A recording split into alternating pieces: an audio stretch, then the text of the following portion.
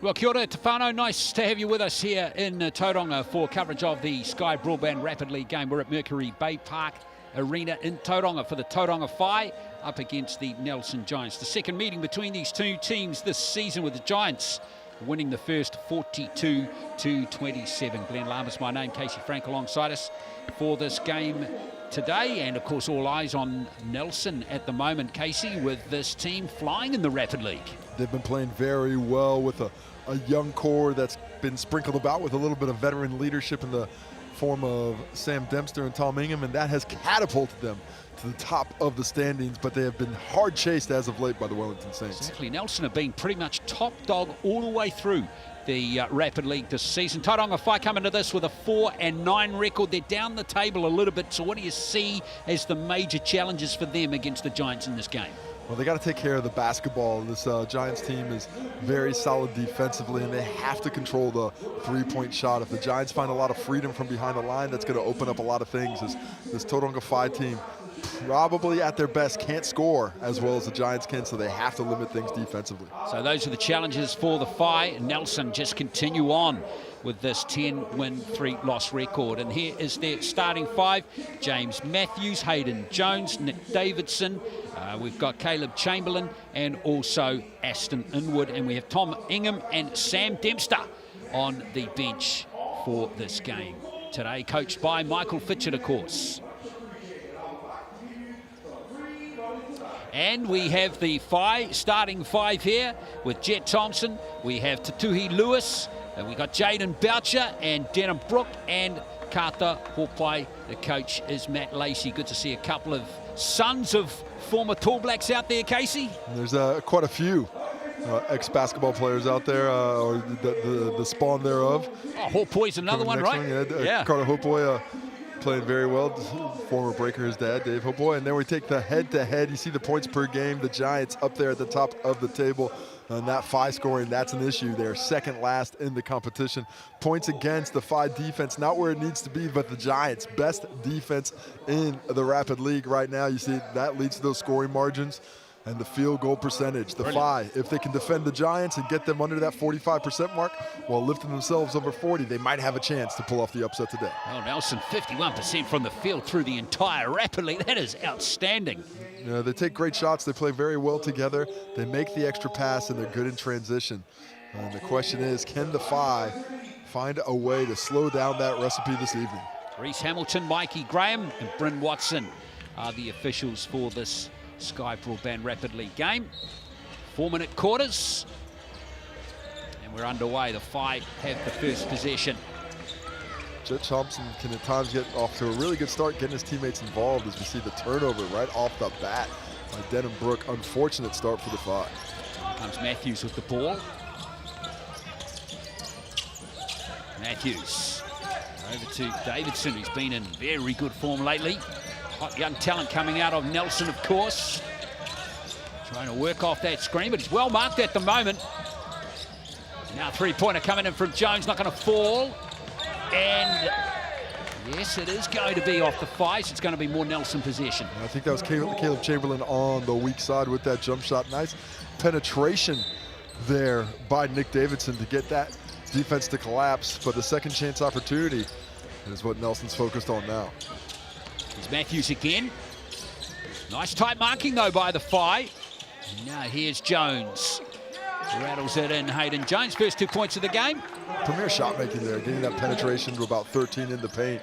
A little fadeaway, side to side off platform, but did not affect the makeability of the shot for young Hayden Jones. Boucher in possession. Here's Brook. Again, good tight marking by the Giants. Brook again for three. Oh, that's a sweet shot there from Denham Brook to get the Whai going. Quick release. He was thinking about that before he even caught it, and got that off with that fast release before the defense could adjust, and takes an early lead to the Whai. By one. Inwood. It's ball rotation again by the Giants. And good defensive play there by the Whai. Both teams doing a reasonable job of keeping the opposition out of the paint, but Jet Thompson has different ideas. Get it in but Brooke comes in from the weak side to smash it home. Carter Hopeboy with that bang, showing off his athleticism. Great drive by Jet Thompson, creating that chance for the finish. It's the top knot that confused me right there, with Denham Brooke also playing with one. Those top knots are everywhere nowadays, Glenn. Yeah, I'm looking at one right now next to me. So nice play by the Phi to take a 3-point lead early in the game. 5 on the shot clock. Foul late. Travel called on Nick Davidson. Yes, it is, yes. It looks like he went with that jab step, and the thought is that he picked up that left foot first. Unfortunate for Davidson, who's been playing fantastically last round, last week at the Under-20 Nationals. We take another look at the Carter Hopeboy finish right onto your back, Aston Inwood. Carter Hopeboy, leave that mother and the kids and children at home because Carter Hopeboy's coming hard. So Phi making a solid start here. That was a nice drive to the hoop. Lewis gets his first 2 points of the game. Nice drive by Tatui Lewis. Such a brilliant shooter, but when he's getting penetration to the cup as well, a much more balanced score. Foul there on Denham Brooke. Lewis has been going really well for the Phi. He's been getting 9 points per game through the Rapid League. Scores fantastically at this level, and it's catapulted him to some success in the Sal's NBL as well. Had a career high 25 points a few weeks ago. It's the Manawatu Jets, so using this Rapid League opportunity as a springboard to success in the Sal's NBL as well. Lewis has played, he's featured in every game that the Phi played in the Sal's NBL as well. So Nelson under pressure early, but that's a nice speedy finish there from James Matthews. Well, that's impressive use of the change of pace to get that penetration. Didn't have a lot of size at the finish, but had the soft touch on display. Look again, can't nail that 3-pointer from the same spot. He still has that quick release, but see the difference in what happened afterwards there. Another look at the beautiful Matthews drive. He's only 16, Casey.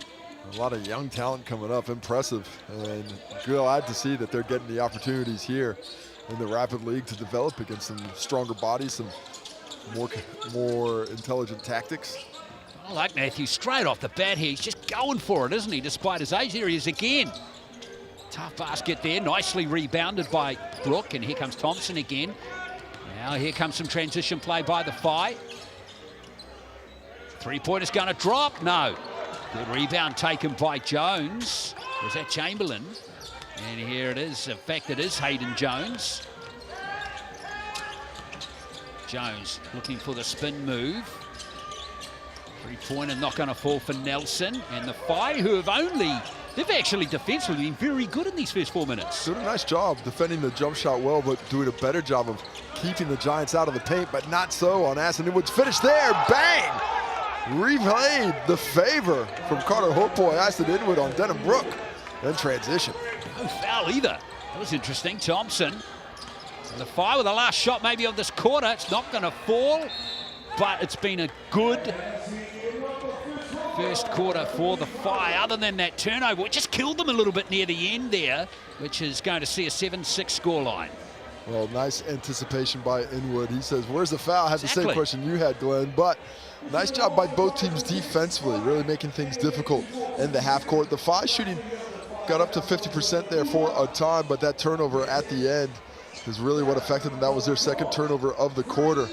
And I like what I see both teams defensively, especially the Phi, keeping the Giants from penetrating that paint. It's probably hungry work. If they do get hungry, you might want to try a large meatball pizza. Sal's baller. I get it. Double entendre. Full on pizza. You're Sounds good to me. Well, coming into the second quarter, you can see that the Giants are happy with the fact that they didn't shoot the ball very well. Just 37% in that opening quarter, but despite that, they're only down 1 point here. Haven't really created great shots, and they're 0 for 3 from behind the arc. The Giants need to find a way to score on their penetrative passes or drives, because right now that defense of the Phi has collapsed. They're forcing them to shoot jumpers, and they're not converting. I'm liking the Phi at the moment, but they're only ahead by 1. So Matthews, just 16 as I touched on, still at Nelson College, only in year 12. That's a nice little road trip when you're in year 12. Just go up to Absolutely. Tauranga for the weekend, play some hoops. See you guys back on Monday. Oh, here he is, Matthews. He's looking right at home in the Rapid League, isn't he? As we see Nelson with the first possession of the second quarter.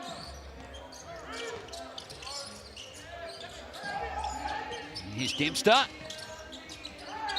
he's fouled there, I think, near the end there by Brook. And nice use of the shot fake by Sam Dempster.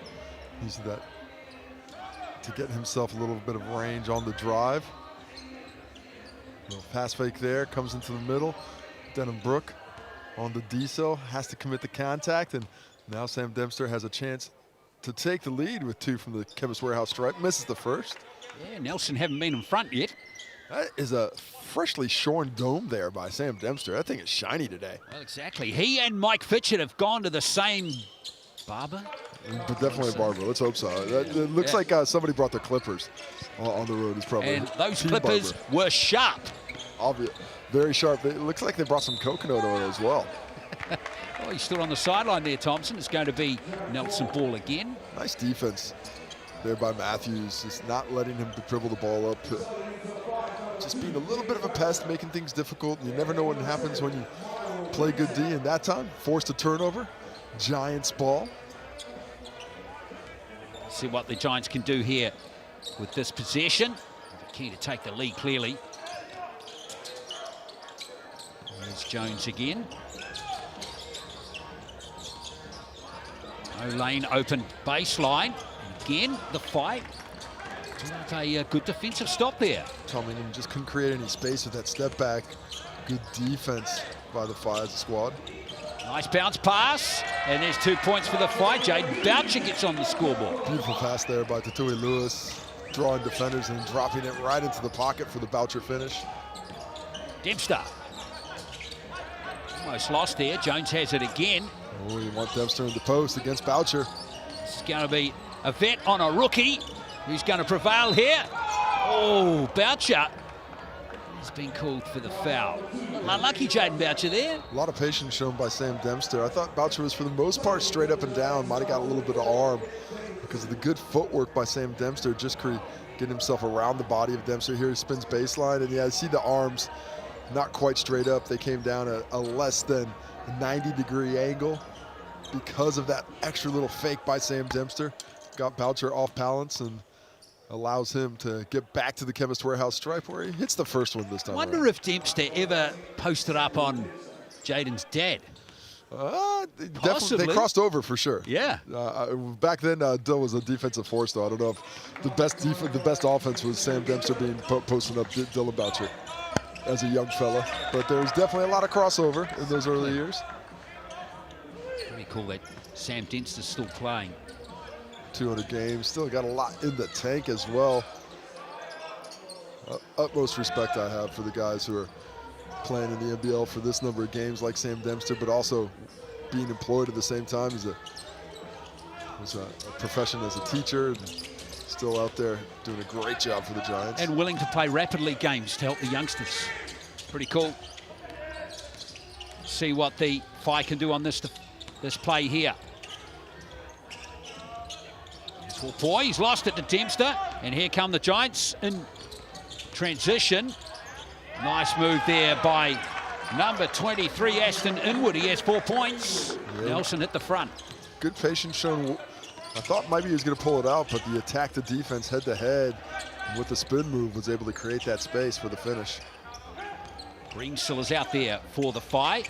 Well, communication breaking down. Just been tipped out of court there, and it's going to be, hang on. Oh, it's a foul, in fact, on number 44 for Nelson, Nick Davidson. Unfortunate there for the Giants. Looked like it was just a poor pass and a poor decision, but the Phi are happy to be the beneficiaries of that whistle. Davidson must have forgotten to clip his fingernails this morning. Here's Thompson. Boucher again, overcooked that one. Dempster has it. Yeah, I think was just trying to draw that contact a bit more, but ran out of time before he had to get the shot up. So the Giants have a chance to double their lead, maybe 3 at some point. He's in Wood again. Shot clock down to 7. And the jumper is missed by Ingham. A couple of good looks, has not been able to hit him, but the Giants still have a 2-point lead here. shooting at under 40%, the Giants. Remember, at the start of the game, they were at 51% for the league this season, so the Whai doing really well defensively. Three just goes astray there from Masters. Beautiful save by Denham-Brook. Boucher's got all the time in the world to line up that three, can't fall. But they've got a third opportunity here. The Whai, have they? Thompson Selvage just.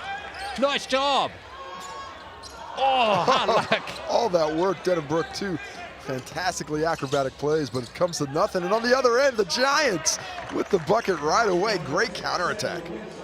Wow, the Nelson Giants on a bit of a scoring run now. 7-0. Beautiful pass from Davidson to Dempster in that transition opportunity. Thompson's not going to roll that one either. Oh, and then there's Dempster with the rebound. Ghosts are playing up tonight here at Baypark Arena.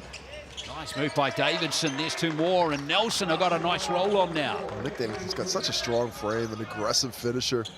Not the biggest guy. I like this little delay here by the Whai. They don't get the ball in until after the 24 seconds had rolled onto that clock, so this can be the final possession of the quarter if they take this shot late enough. Well, Nelson. Player timeout. Exactly. So they're going to have 12.6 seconds left. I'm not a huge fan if you have plenty of time to get the offense going and get yourself set up and calling a timeout. Mostly because it allows the defense to take their breath and resettle. On the other end, when you only have 4 seconds, I understand that. But these ones, I'd rather see Jet Thompson get this team down and everybody set up in the amount of time that they had. 20 seconds, plenty of time to get a play set up. Instead, they talk about it. Let's see who's right. Most likely, it's the guys on the court. I do have to give them the benefit of the doubt. Exactly. Lewis to inbound it. Now Brook. Inwood. Locking him tightly back to Jet Thompson. Here's Boucher. Little floater. Not going to fall. And a player timeout. Nice job done by Inwood there. That player timeout called with less than a second to play. Let's see. I think they're going to put a little bit more time on there. I think he called it with about 1 second left. But excellent anticipation. He grabs that rebound, and before he does anything else, he's calling that timeout. They're giving him 0.5, so not a lot of time to get a shot off. I thought it was a stingy score bench, isn't it? I thought it was a little bit more than that, but 0.5 is enough time to get a catch and shoot. So it doesn't just have to be thrown to the rim. Although with this lineup and with the way that the Tauranga's been defending aggressively, I'd like to see some fakes upside and something lobbed towards the rim for a finish. Let's see what Nelson can do here. Oh, good block. Oh, it was a foul right there on the buzzer. There's 3 shots from the Chemist Warehouse stripe there for Ingham. Unfortunate for Denham-Brook there. Gets his hands caught in the cookie jar, reaches from behind.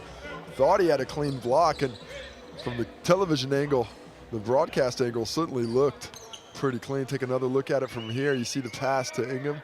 The block goes up. Did he get the hand on the other side? I don't know. It looked like a lot of basketball there, but regardless, Ingham to the Chemist Warehouse stripe for 3 and a chance to add another third to this lead. He's a good free throw shooter. He's been shooting at 74% in the Cells NBL, Ingham. So if he can nail all 3 here, this will be a brilliant scoring run for Nelson. Chance to double up. Tauranga somehow just still 0.1 left on the clock. And 17 now. They did not get off to a good start to the Nelson Giants, but what a fantastic defensive quarter here in the second term. Held Tauranga to just 2 points and scored 11 on themselves. Make it 12 with that make. Brilliant, and that's a 10-0 scoring run as well. That's the quarter. Wow. Jet Thompson touched it. We'll go to the halftime break. And what was a tight game, tight no longer after an offensive explosion by the Nelson Giants in the second quarter. Fantastic quarter for them. They've outscored the Whai 12 points to 2 in that quarter to lead by 9 at halftime in the Sky Broadband Rapid League game. Dempster has 5 points, leading all scorers at the moment, Casey. Dempster has 5 and haven't had those points added for Tauranga Ingham yet. He's up at 5 as well after making those free throws. Denham-Brook hit that early 3, but it's just a 9 points total for the Whai. On the rebounds, hard work by Denham-Brook. Had 2 offensive rebounds before the break. Just enough from the Giants to keep themselves in the game. They actually have the rebound lead 9-8 overall as a team. A couple of assists by both players or both teams, one for each of a duo on each squad, but not a lot of blocks. Just the turnovers for the Phi, who have been unable to force a steal up to this point. The Phi shooting has dropped down to 28% and just 1 for 6 from 3. The Giants have not made a 3 themselves, but they're up to 46%. And inside the arc, they're shooting a tidy 66%. And that's why they've been able to build this big lead at halftime after 8 minutes of rapid league action. Chemist Warehouse stats, thanks to the Chemist Warehouse. So all going sweet there for the top of the table Giants. And the second quarter of the Sky Broadband Rapid League game. Don't forget at 7:30, folks, we've got the Cells NBL match coming up between these two sides. I hope you can stick around for that. And of course, our friends at Waitomo Fuel. You want to win free fuel? Well, use that QR code. Score your Waitomo Moolah now. I can use some fuel. Looks like a gridiron ball in there. A cow. I don't know if I want a cow. Milk, maybe. A cow, no. Yeah, thanks to Waitomo. Challenges here for Nelson. Just wonder what Sam Dempster's input had in that second quarter. You know, introduced into the game, Casey, just maybe gives that level of experience, cool head. It's certainly picked up the level of defense. He's a coach on the court. He gets all these young fellas to the places they need to be. He doesn't take bad shots, but he's a tidy offensive player as well. And you add a little bit of veteran news to this young, talented Nelson Giants lineup in the Rapid League, and instant results. Let's see what the Phi can respond with here. Hawkeye is right under the basket for his second of the game. He has 4 points. So athletic. Just scratching the surface of what he's able to do physically. Beautiful pass there by Tatui Lewis to set up that finish for the athletic Hawkeye. Second assist for Lewis in the game. Dempster, and marked by Hawkeye now. Davidson. Plenty of energy again. The pass, though, he got himself into a bit of a jam there, and there's a nice outlet. And there's Boucher can't nail the layup. An unfortunate miss there, caught it in between steps. Nice transition opportunity, but doesn't get the ball off the glass, so leaves that fast break wanting. And Nelson Giants have another chance. Davidson. Here's Dempster. Nice ball out to Jones, who's cutting nicely. He's travelled. I think Hayden Jones is thinking to himself, if I travel, there might have been a little bit of contact on my back. But unfortunately for him, but to the bonus side of the Phi, travel is called, and a chance for them to add another bucket to this and cut this 7-point lead down to 5 with a little offensive efficiency. The Hawkeye jam was much needed after a really lean spell. As many points in that first possession as they had the entire second quarter. Thompson overcooks that, and Dempster's picked up the loose ball. Good box out, physically using his body to keep Hopoi from implementing his athletic hops. Jones again, marked by his opposite number, Lewis. Davidson trying to work on Thompson. Chamberlain. And Jones again, shot clock down to 5. Nice ball. That's good from Jones. The shot clock went off, but it hit the rim, so the basket's going to count. I think Inwood might have got the last touch. Eventually it was Inwood. Nice penetration. Good work out of that low dunker spot as Tatui Lewis misses a layup on this end, but love the way the offense is strung together by the Giants on the other end. That's really pretty, but Jones can't nail the layup. These fast break layups are impossible, Glenn. What's happening? It's those footsteps are getting mighty heavy behind him. Those sounding a little bit louder, maybe like it's more than just one player coming up on your backside. Everything was so good up until that layup was released by Jones. Nelson still have the ball. Good tight marking again, but Dempster open there on the baseline, marked by Thompson now. Here's Jones with a three-pointer. Can't nail the three, and here comes the fight again. Nelson still haven't got a three-pointer in the game. Appeals for a travel call there by the Nelson bench. And again, the rim is not going to be kind. Giants rebounding really well, though. Those are difficult rebounds in traffic that they're able to control despite that offensive attack on the glass by the Phi. Here's Dempster. Bit untidy. It's still here for the Giants with 4 on the shot clock. Matthews. And that's a good defensive stop again by the Phi. Great defensive third quarter for the Phi, but they got to get more going on this end. Lack of penetration after that first bucket. Hopoi trying to find space, and he's found some. Oh, nice job getting down to the low block where he's got such a height advantage, and then the quick footwork, the first fake, second fake, third fake, the charm, get to there. The last minute of the third quarter now. Here's Jones. Matthews. Dempster. Good ball into Inwood. And again, the ball goes half in, but doesn't drop. Inwood's doing an excellent job on that baseline in the dunker spot, though, making himself available. Missed a couple of gummies, though. And there's Thompson getting close again. Dempster. Can settle it down for the last play now of this quarter if they want to. The Giants. A 7-point lead. There's Jones again. And there's a foul, I think, by Jet Thompson.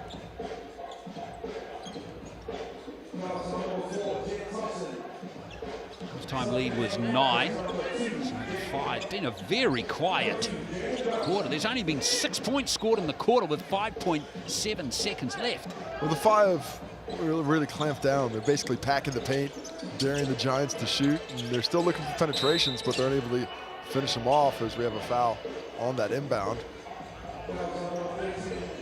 The Tutuhi Lewis foul. That's on the floor, not shooting, so ball's now coming back on the sideline.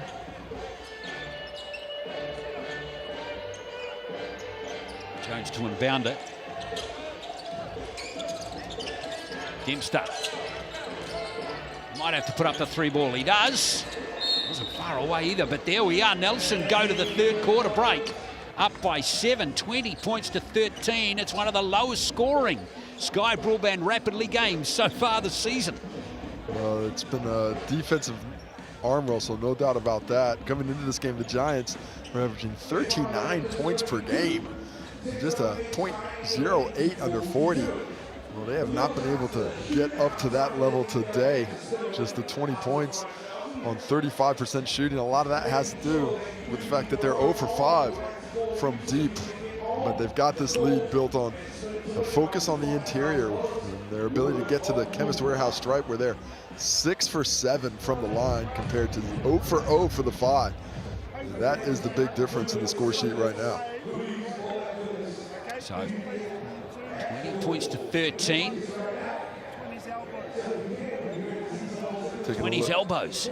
Always for the elbows for Coach Doug Courtney. But well, coming into this fourth quarter, the rebounding edge has really turned into the Giants' favor. They've controlled the defensive glass in that third. 17 rebounds to 11 overall. The Phi are going to have to find a way to make some inroads on the offensive glass or lift their efficiency on the offensive end to be able to get back into this ball game today. Still not out of the question, though. Oh, it's plenty of time left. Certainly only a 3-possession game, 2 made threes, and they'd be down 1 point. So that is the beauty of the rapid league. Big leads can dissipate quickly. Dempster to start the fourth quarter. It's James Matthews again. Phi continuing this tight marking in the backcourt. Nice ball from Davidson. Inwood, who's been impressive in this game, grabs the first 2 points of the last quarter. Working as that low man in the passing spot off penetration.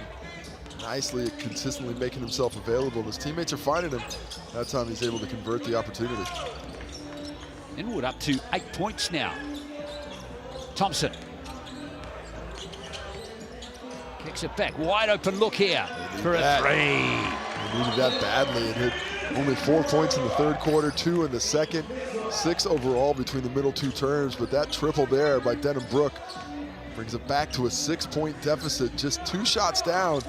And they can look to string together some stops, can the Phi, to try and get back in the ballgame. Oh, they've lost it there, Nelson, and here come the Phi again. Thompson wisely holds the ball there. Back to Brook. Just nailed his second three-pointer of the game a moment ago. Thompson just faces up for a three, and there's Dempster with another rebound. He thought the better of it on the initial shot on the wing, but that one was too tasty to pass up. Unfortunately, he doesn't get it, so the Phi is still down 6. Dempster rolls it in. He's double teamed, but still too classy. Just too strong.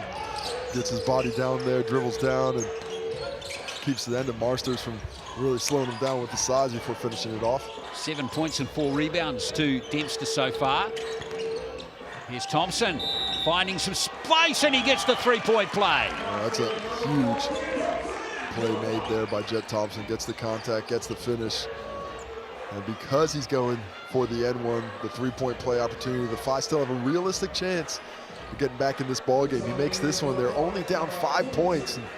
And as tough as it has been to get the offense coming. They missed a lot of laps, both teams. And that ball again did its best not to drop. Got to go hard off the glass. Hit it right off the top of the box. It'll go in every time. It's just a matter of physics, isn't it? Here's Thompson from the Chemist Warehouse line, and he gets the three-point play. It's a nice job done by Thompson. And it's back to a 5-point game. Yeah, and despite the lack of aggression on the offensive end, Tauranga right in this ball game. If they can find another stop, force another turnover, in excellent shape to pip this one at the post.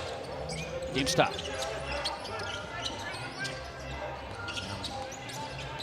Davidson again.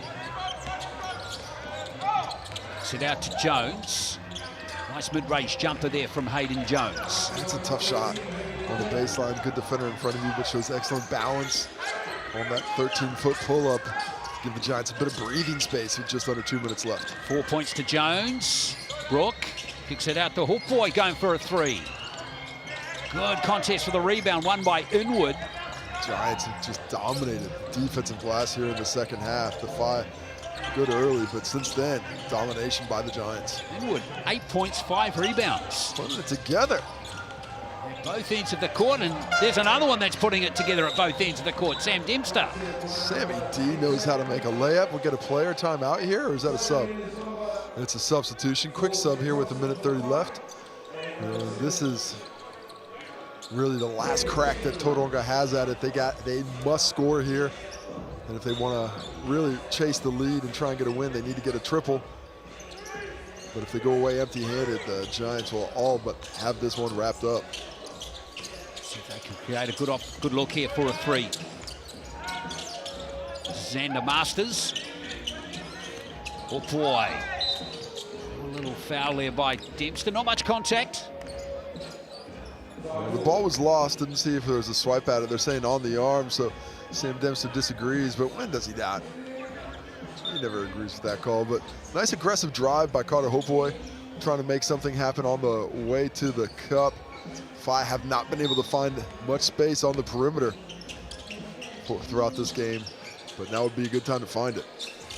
100%. Here's Thompson. Masters. Nice reverse lap by Xander Masters. Xander Masters with an excellent finish on the reverse. Keeping things alive in the unforced error there. Jet Thompson just up, and Nick Davidson just mishandles the ball. So what a moment ago looked like a pretty long shot, suddenly becoming more likely. Exactly. Enjoy the battles between Thompson and Davidson and Matthews in this game. Still 62 seconds left, still plenty of time here. But execution is important now for the Phi. Here's Lewis. Lewis, oh, blocked there by Jones. Nice work. Oh, the length of Hayden Jones there comes into play. Tatui Lewis saying, I've got the contact, call the foul, but the body contact low enables Hayden Jones to block the shot high. Oh boy, getting plenty of attention again by Dempster. And now just 5 seconds on the shot clock. The Giants have denied a couple of penetrating opportunities for the Phi, and now put the men in pink in a much more difficult position to try and get back in this ball game. Masters might have to put the shot up himself here. And it's going to be more Phi possession. Soaked up time off the shot clock. Lewis. And that doesn't drop for a three-point play, but he'll go to the Chemist Warehouse line. We'll love the fight. Don't know how Zandemonster's got that shot off, but just barely tickles the rim. The crash by Hopeway, second chance opportunity to Tui Lewis, back to the cup. This time gets the whistle, stops the clock, allows the Phi to set up their defense, and a couple of makes. We should see some full court pressure to try and force another turnover. 28-23 if these two free throws fall. 5-point deficit. Probably just put the curse on Lewis. He feels no curses. Good. That's a quick release. He is not afraid of taking big shots, that's for sure. A chance to cut it to 5 here with a free throw. Wow, Dempster, another rebound. They got the rebound. Nelson got their hands on the ball here. Phi need to file, force a turnover. They almost do. Wow. Brilliant from Nelson in the end to get out of some serious full court pressure. Just barely beat the half-court line for that 8-second call. And because of all the scrambling, ends up with an easy finish for Inwood. Thompson. Sorry, pardon me, Caleb Chamberlain on the fast break. Now more full court pressure coming from the Phi, but the clock is really against them now. They have turned it over, but with only 10 seconds to play, they need a three-pointer and super fast. And it's going to be Hopeway. Can't nail it. Nice fight by the Phi down to the bitter end until that last millisecond ticked off the clock. But the Giants too good in that second half overall. Finished strong offensively despite being pushed by the Phi. Another strong performance by the Giants, who maintained their position on top of the ladder in the Rapid League with the win. Yeah, they win by 30 points to 22. Taking a look at the stats with you, Casey. Sam Dempster leading scorer at 9 points for the Phi. It was Carter Hopeway and Denham Brook with 6 apiece. Aston Inwood supports Dempster nicely with 8 of his own onto the glass.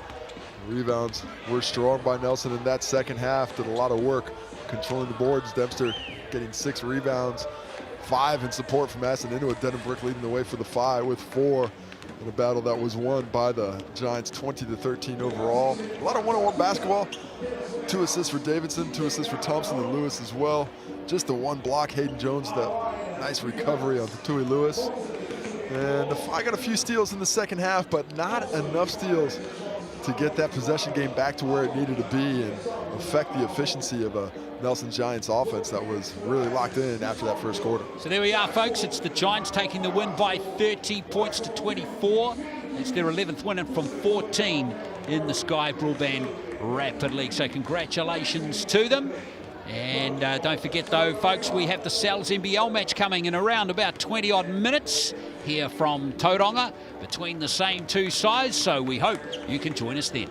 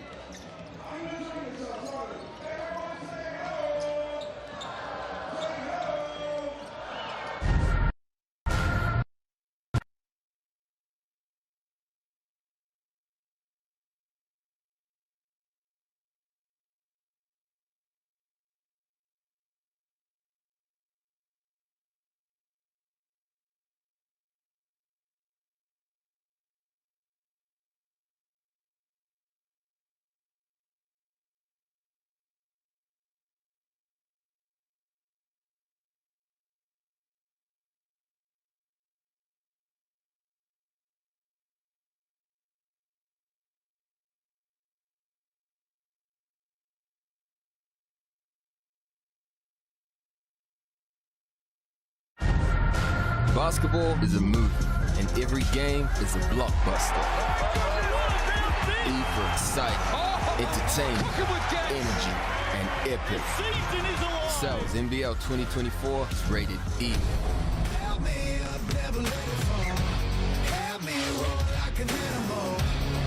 Back to the road. Watch out, 'cause I'm in my zone. And I don't care what you think you got. Well, kia ora everybody, and welcome here to Tauranga and Mercury Baypark Arena. We are here for the Cells NBL clash for the Tauranga Whai and the Nelson Giants. The second time these two teams have met in 2024, back on May the 19th. Tauranga went down to Nelson and gave the Giants a bit of a touch-up, winning 83-69. And will that repeat today? We'll see. Glenn Lam's my name, Casey Frank alongside me, and it's going to be fascinating to see if they can do that because, well, the Giants have been up and down. They've been a real yo-yo team this season, haven't they?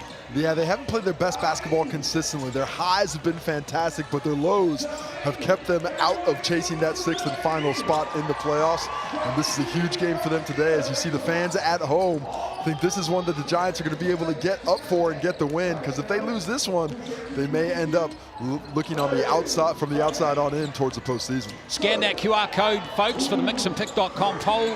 Who will win, the Whai or the Giants? And you might win a free pizza from Cells. At the moment, the Giants are heavily favoured to win this game, but will it pan out that way? We will see.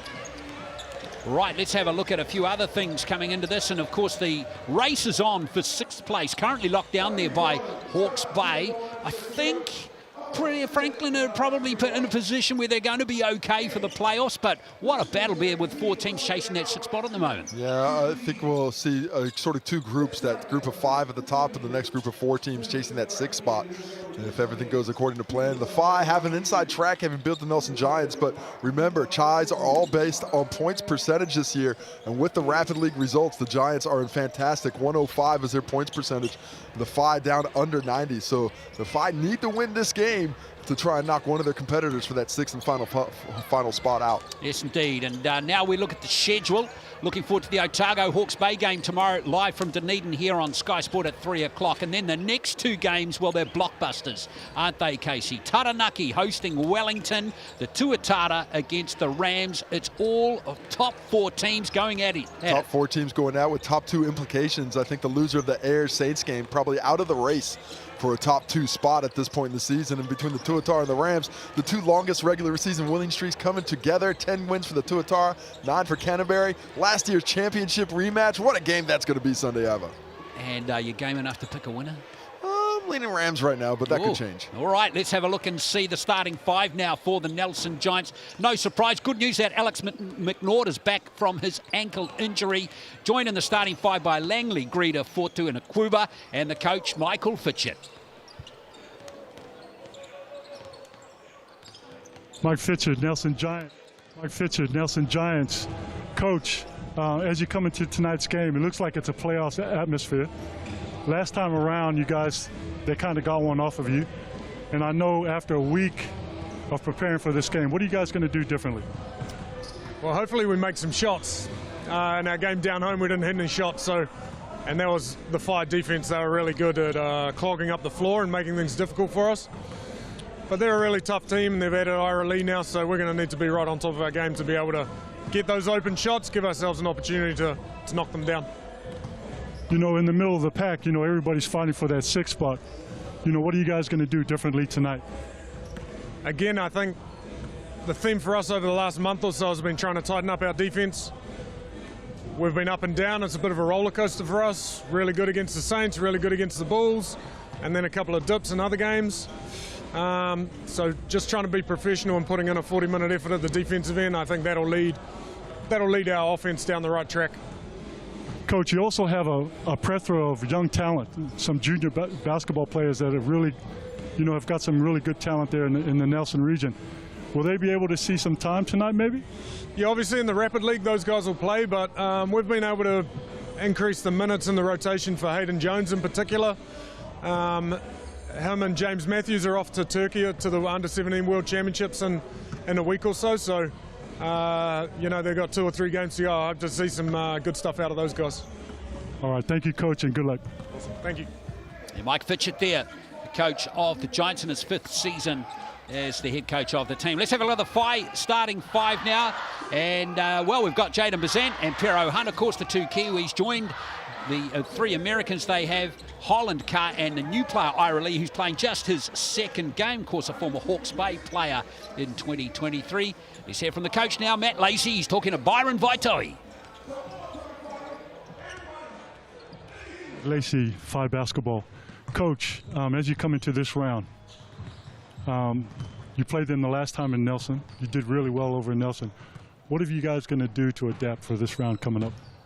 Yeah, look, it's a big game. You know, I don't think there's any denying the fact that, you know, we're 2 teams looking to play playoff basketball, and this game's going to go a long way to deciding that. So, I thought we played, you know, well in game 1 versus the Giants going down there, and we know that, you know, they're going to come back fighting and with a, you know, big intensity. So, for us, I think, you know, we're building some good momentum and improving. So we're just looking to continue that trend.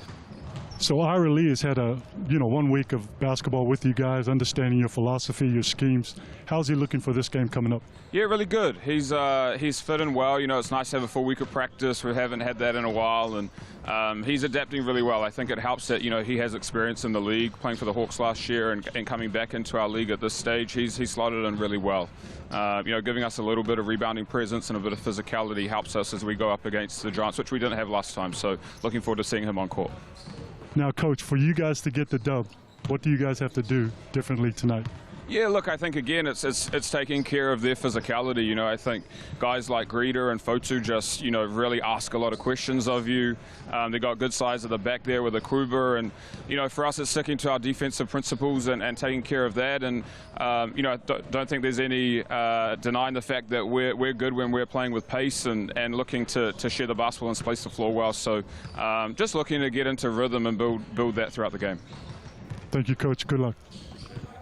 Matt Lacey there, the coach of the Phi. There's his final instructions for his starting 5. Young coach on the rise. And now we go to the Chemist Warehouse head-to-heads. And, well, what do you make out of that, Casey?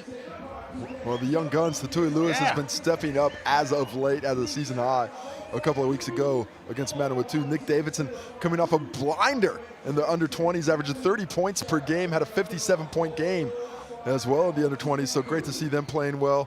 The Phi, not the best shooting team. The Giants only a little bit better, but of those 3-point percentages, the Giants, the worst shooting team in the competition. The Phi, not that much above it. Those made threes.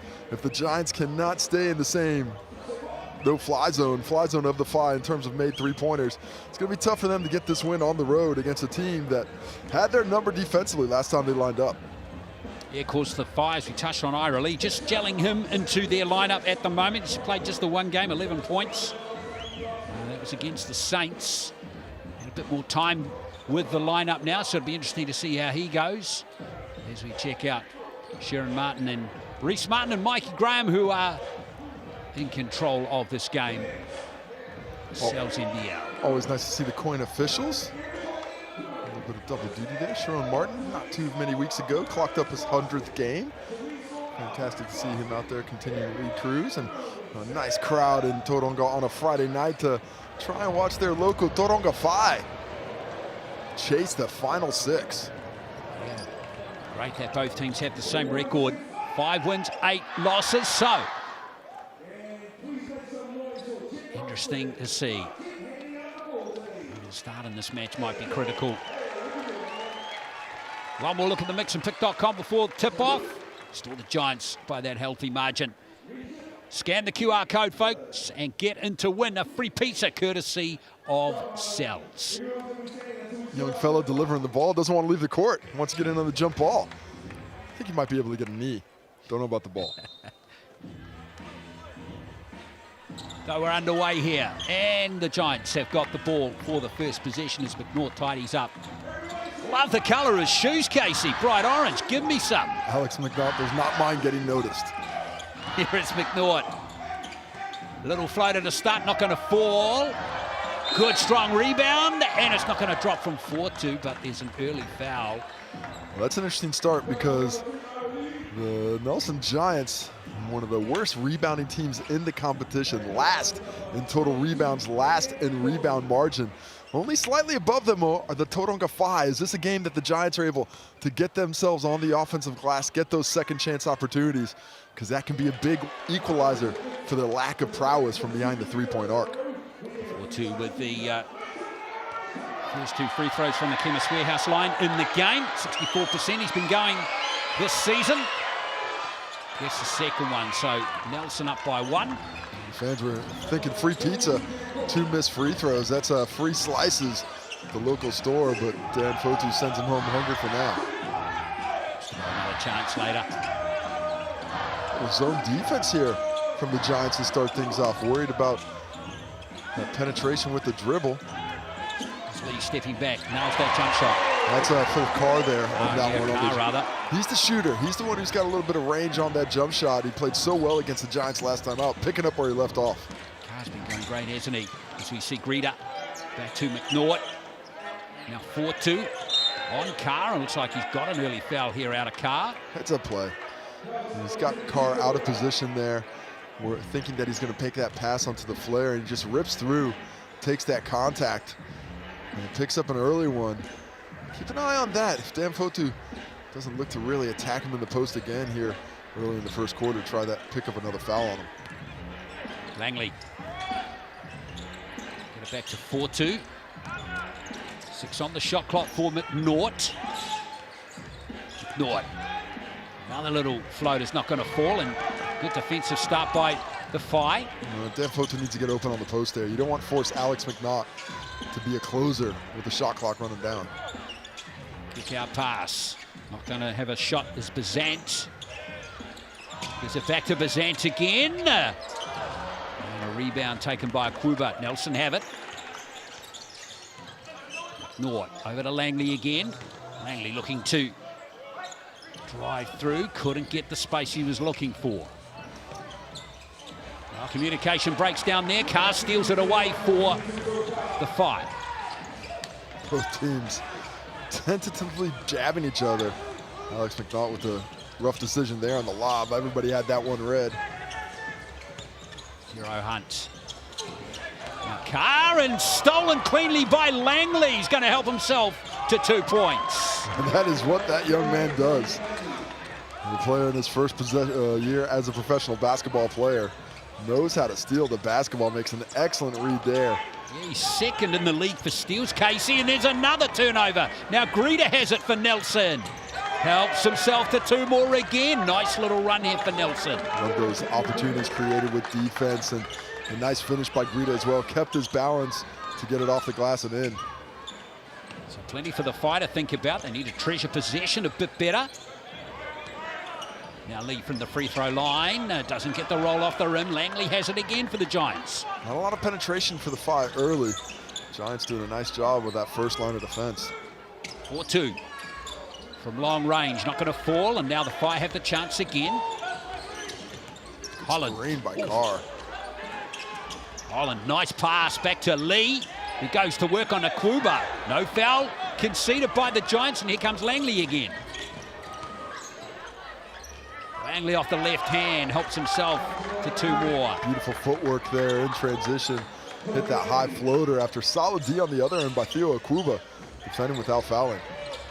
Nelson got a good little run going at the moment, and Greta's picked up the rebound. I like this transition opportunity for Nelson. They're really nice in this game right now. Things are really cooking for the Giants, and it's first caused rather an early timeout to be called by Matt Lacey.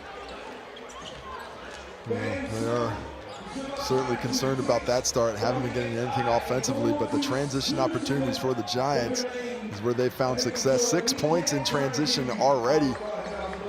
Just 2 points by Basket in the half court. So you can see they're trying to create those opportunities, get out and run and move, because when this Whai defense sets in the half court against them, it can be a little bit more difficult to contend with. It's an 8-0 run for the Giants.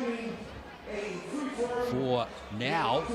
And, well, it's been beautiful execution from them. The Whai are getting looks down the other end, Case, and just not falling. That's it, really. Decent looks. Those mid-range jump shots, they don't mind shooting those, but you know, the Whai aren't a team that likes the in-between look. They want threes, they want to be on the bucket. They're trying to stay away from those mid-rangers, and right now what the Giants are giving up is that shot that the Whai don't really want to take. Look to see if the Whai can't come out of this timeout and execute a little bit more cleanly, force that Nelson Giants defense to commit a little bit more to the three-point line to open up some driving lanes, or vice versa. Get something down in the low block that forces the defense to collapse, that opens up some shots from behind the arc. Whai shooting at just 1 from 5 at the moment. The Giants 4 from 7 with those fast breaks, really punching the 7-point lead early. But for Tauranga, it's really all about defense. And that's for them, is not turning the basketball over and stopping those transition opportunities. Because in the half court, they've been pretty solid. They're forcing difficult looks, but they can't let the Giants get those easy looks in transition. Look at that full court pressure too from the Giants. Nice play there by them. The Whai get out of it okay in the end. Hero Hunt going to settle himself for a three-pointer, trying to get some confidence. Doesn't drop 4-2 there. Too tidy up for the Giants. It was the right read. Defender went underneath, gave him a lot of space, just couldn't hit it. Henley again. Chance for Nelson to add to this 8-0 run Beautiful at the pass. moment. And I tell you what, that's some finish and play right there. That is dropping dimes. Kobe Langley, the no look right in the pocket. Theo Kruba does the rest above the rim. Really flowing nicely. And there is a foul by Kruba. Just jam. a little aggressive there. Had played great defense. Didn't need to contest that one so strongly. Could have used his length to make that a difficult enough shot. Instead, it's going to be Ira Lee at the free throw line. But what a pass there. Langley finding a Kruba who powers it home. That one wasn't coming back. Giants off to a beautiful start, a dream start really on the road as Ira Lee gets on the board and stops what was an 11-0 run by the Giants after Tauranga scored the first bucket of the ball game. Yeah, great stuff from Nelson so far, but let's see if that energizes the Whai. It wasn't nearly 4 minutes without a bucket for Tauranga. Wow. It's going to be difficult to get in the score sheet or win this game if they don't get a little bit more efficiency than that. 100%. Here's Greeter. It's a trademark play from him. Doesn't get the basket though, but is there a foul?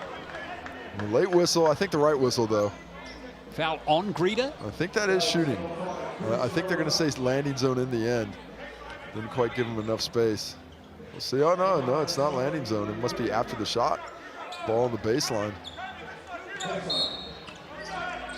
Yeah, I'm not sure exactly what the call was, but either way, not on shooting. Giants ball. Nice cross-court pass from Langley. Greeter has it. Greeter kicks it over to Langley. 3 on the shot clock, and Langley with a bucket late in the play. Well, unselfish pass with Dan Greeter sent. Kobe Langley didn't have a lot of time to work with, but made a nice move with the one dribble bounce for the jumper. Holland for the Whai. He could have taken the shot there, gave it to Lee instead. And Lee's going to get the roll off the rim. And he's thankful. Finally, I get a roll, bounces around, hits every piece of the iron before dropping. And just the thing that Ira Lee needed to see go his way to get himself into this rhythm of the ball game. He has 4 of the 6 points the Whai scored so far. McNaught open in the corner. 4-2 back to McNaught. Whoops. Alex McNaught just really losing track of what's going on there. Passed that one behind the defender. No chance for Kobe Langley to catch it. And he will be subbed for his troubles. It's tough timing. Isn't it? For young Alex. He was probably going to be subbed in anyway, regardless, right? I don't know. You make a pass behind the defender. Yeah. That might be get me as a coach to pick somebody up off the bench. Exactly, man. For McNaught to stew over on the bench now. He has the Whai down to 4 on the shot clock. Pero Hunt gives it to Lee. And it looked like it came off. Oh, I wonder whether it came off Greeter there, but the officials have gone the other way. It's going to be Nelson ball. 7-point game. Slow pace early in this one. See if it doesn't pick up a bit as we go along. Good strong move there from Dan Fortu. He's just a low, down low, especially when he's determined to get to the low block and doesn't allow himself to be denied. He is more successful than not. Holland working off Lee. A nice basket there from Holland. Good combination. Created a little bit of space there and took the jump shot. They're forcing him into that mid-ranger. If he hits it with consistency, it changes the way the defenders have to be on him. Langley coughs it up. And there's Carr. Nice ball down to the Whai. And Lee has it blocked by Greta. And here come the Giants now in 4-2s. Got a layup. Super unselfish play by DeMarcus Robinson, but Ira Lee couldn't hold it. Fantastic defense in transition. And the Giants convert on the other end afterwards. Here is Jaden Bazant with 2 points for the Whai. His first 2 of the game. He hasn't only, I think, his second shot of the ball game. Bumps off young Nick Davidson. Gets that bucket. A bit more of that would be good for the Whai. 4-2. 7-point game still. Langley's been influential early in the game. Greta's lost it, but it's fallen there for Akuba. 3 seconds in the key on Theo Akuba. Didn't get that catch cleanly and then was unable to go up with the shot. Don't mind the unselfishness, but you have to have that internal clock as a big when you get that internal catch. Sixth sense, isn't it, Casey? You just have to, if I don't get this up, might be a turnover. So not very comfortable with the finish because he was a bit off balance there. Good defense, Ira Lee. Holland trying to work off Denham Brook, who's out there now, and Denham Brook does a good job there to create an opportunity. Another foul goes against the Giants. A bit of Martin Gortat screen there. Came off the first one, and Holland is dribbling around, doing a little bit of exploratory dribble. Gets the contact. Can't get the finish, but off to the Chemist Warehouse for 2. Yeah, Holland going at 70% from the line this season. Averaging 12 points per game. And when he's able to get above that 12-point marker for the Whai, really changes what their offensive ceiling is. And trips to the Chemist Warehouse stripe are one way that he can implement himself in that aspect of the game. Davidson. Now 4-2 again. Dan 4-2 again. He's having a strong start. He's got 7 points now. I really like that play, getting the ball to Dan, going downhill, letting him use his strength and speed against Denham Brook. I was wide open for the three-pointer, and it's going to be Nelson ball as it's ruled to come off Lewis. Good attack on the glass by the Whai, but quick shots. I might see a little bit more patience, create a better opportunity. Just look for a great shot, maybe not just a good one. 4-2 for 3. Sweet shot from Dan 4-2. He's been playing really well in the start of this match. Excellent really read, good. really cerebral play there. He saw that Denham Brook was really concerned about the drive because that's what happened off that action the previous play. Instead, this time he just pulls up, shoots a jumper, turnover. Davidson makes a steal. Beautiful pass to Greta. He's going to slam it home. Oh, Nelson racing again. Love that passes up the court. Ball doesn't hit the floor off the dribble, just pass, bucket. 24-12, biggest lead of the game now for Nelson. Turnovers really hurting the fight this end. Lewis with a three-pointer, it's not going to fall. Greta's got the rebound. And the Giants need to keep running. They are putting pressure on this Whai defense in transition. And that's where their success is at the moment. Mismatch down low. I'm interested in this rebound stat in just a moment, Casey. Nelson are out rebounding Tauranga at the moment 10-2. Oh my. Is gnarly. That is not going to do any wonders for the Whai. Look at that pass, slam dunk. Dan Greta playing above the rim. Off to an efficient start today. 10 points for Dan Fotu, 6 points for Dan Greta. And they've combined for 7 of 9 from the field. This is the thing that's killing the fight at the moment, not only the rebounds, Casey, but the way Nelson executed off the rebound has been superb. So slick. Here's Dempster. Fadeaway jump shot. Right on the buzzer there for Seth Dempster. Checks in the ball game and gives him the instant dirk. 1 foot fadeaway, showing the soft touch. There's a nice move, and Tauranga. Bazant with the step. Yeah, nice play by him. Nice footwork, and then the soft touch lays it up on the rim.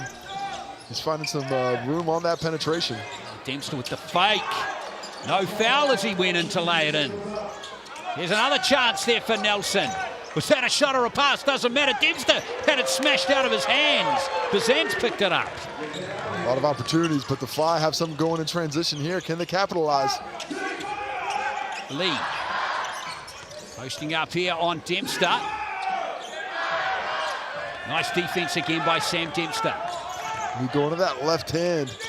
Sam Dempster doing the job, forcing him to his non-preferred go, and now Alex McNaught is trying to get the last possession, but Tatui Lewis ain't letting him rest. Oh man, that would have been some steal. McNaught. Chance here for Nelson for the buzzer beater, not going to drop from the shot there from Tom Ingham. So there's a very good quarter of basketball for the Nelson Giants. Just what they needed to start this match. They're up by 12 after the first quarter, 26-14.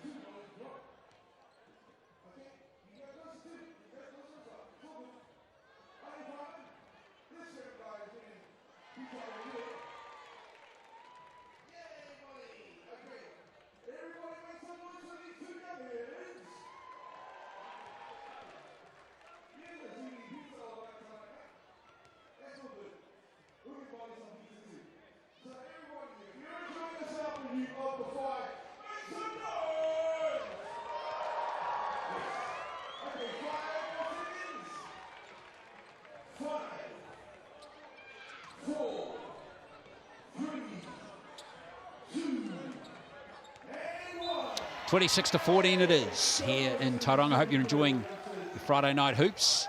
It's Nelson up over Tauranga at the moment. Dan Fortu with 10 points. Dan Greeder. It's the double Dans. He has 6, and Kobe Langley with 6. So those are the players that are hot at the moment. All three of them have been fantastic in that first quarter. Been playing very well. Probably building up a bit of an appetite. If you're building an appetite at home, that $30 large meatball pizza. Segue. Sal's Baller. Or use the QR code, either way. But that first quarter, all about efficiency for the Nelson Giants. 12 for 19 from the field, 63%, 68% from inside the three-point arc, while dominating the glass, 13 rebounds to 3. That is a recipe for success. Absolutely. Wow, that was much needed from DeMarcus Holland. The first three-pointer of the game for the Fire was after going none from 6 prior to that. He doesn't mind shooting them. He doesn't look for it as much, but when you really force him into look, he takes him down and knocks down about a mid-30s percentage. So I'll be happy to have that one drop. Nice drive to the hoop by McNaught. That was a nice bucket for him, and he's got his first 2 points of the game. We were more concerned about the lob that time, and he took advantage of it with the kiss off the glass. So nice to see him being aggressive offensively again. Well, chance here for the Fire with Fortu and Greeder not on the court at the moment for the Giants. Here's Holland almost losing the ball. Brooke, a little untidy for the Fire with 5 on the shot clock. It has been knocked out of court by Nelson player, but there's only 0.3 of a second left. Yeah, just the 2 starters on the court right now for the Giants, and neither of their are offensive stars in McNaught or Kruba. So the Giants out there with the defensive unit, the Phi need to put points on the board. Good defensive set there by Nelson. Here's McNaught again. Dempster doesn't give it to Ingham. McNaught looking to roll off a Quba. Almost gets it in. Yeah.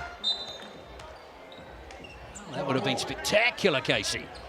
Well, he be athlete. And you see his teammates have confidence in his ability to get up and over the rim, puts it up. Alex McNaught just let that one float a little bit further than it needed to. Almost went in anyway from McNaught. Now Bazant under a bit of heat. Brook. Holland again, gives it to Lee. There's that shot from the free throw line. 2 more for Ira Lee. He has 6 in the game.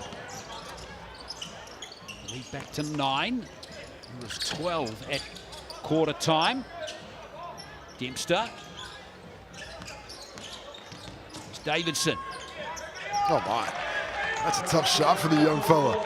See, the confidence is high from the under-20 nationals, and his frame does not belie his age. Oh, Holland feels like he's starting to cook up now. That's his 9th point, and he hasn't missed 4 from 4. Just love the aggressiveness. He's going to have to continue with that mindset because the Phi needs some scoring from him this evening. McNaught. Langley sitting down, about to check back into the game for the Giants as we see Tauranga just show a few signs. McNaught still can't get a rebound. Davidson. Foul on Holland. Hustling, getting that extra possession. He's going to sit subbed out, but excellent minutes from the young fella. He's able to come out and help the Giants maintain just about the same lead. 12 points at quarter time. And down to 9 now with Kobe Langley checking back in. 14-4, the rebound count in favor of Nelson. At some point that's going to even out. You'd think so, wouldn't you? But the Phi have to do it sooner rather than later. That possession advantage for Nelson. They're really enjoying it right now. Langley back out there now too. Here's McNaught for 3. Here's Dempster getting another rebound. Just outworking. Incredible. Here comes Langley. Oops. Don't think she's on the court. Hey, well, if it was one of the Phi, it could be forgiven because it was to a pink shirt. But Kobe Langley, a little bit too much mustard on that hot dog. Here goes Bazan. Almost a putback, an amazing putback jam by Lee. Gets the whistle eventually. Kobe Langley looks like he took a shot to the face. And he is giving up quite a bit of size when it comes to that matchup against Ira Lee underneath. And here we see the missed shot. Ira Lee goes up for it. And when he came down, he unfortunately hits him. But he's the one who gets called for the whistle despite getting cracked in the jaw. It's not in Reese Walsh territory, that hit on the jaw. Well, basketball players will lie down for a long time. They're definitely going to stay. Ira Lee gives him the dab, says sorry about that. Just a loose arm, trying to find his balance after he went up for the finish above the rim. So nice to have Ira Lee back. Yeah. He finishes with some power. But the Giants have been stout defensively against him so far in this one, limiting those opportunities for him to finish out around the rim where he really does enjoy. Still up to 6 points now. 7 on that make. 8 on that. Yeah, Lee, Holland, been all right so far for the Phi. Carr's been a little quiet after getting the first basket. 4-2 back out there now. Well, he got rejected by Lee, and now a tip to Thompson, who's out there. Lee demanding possession again, didn't get it. Tiro Hunt. Now Langley tips it out of court. It still will be Phi ball.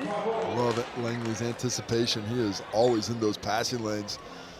Phi have to be a little bit more judicious with the angles they're trying to create with the pass against him. Thompson. Langley on him in a flash.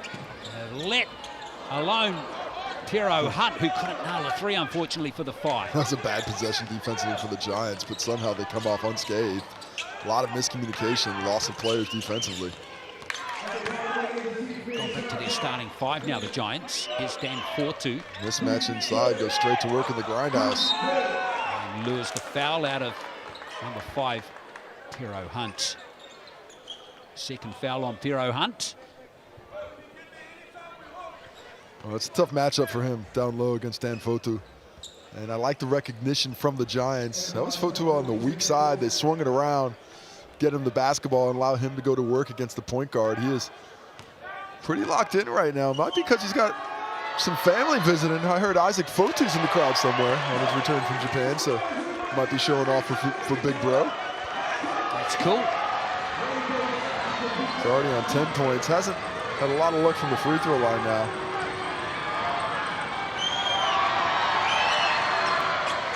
This is the second. That's free pizza.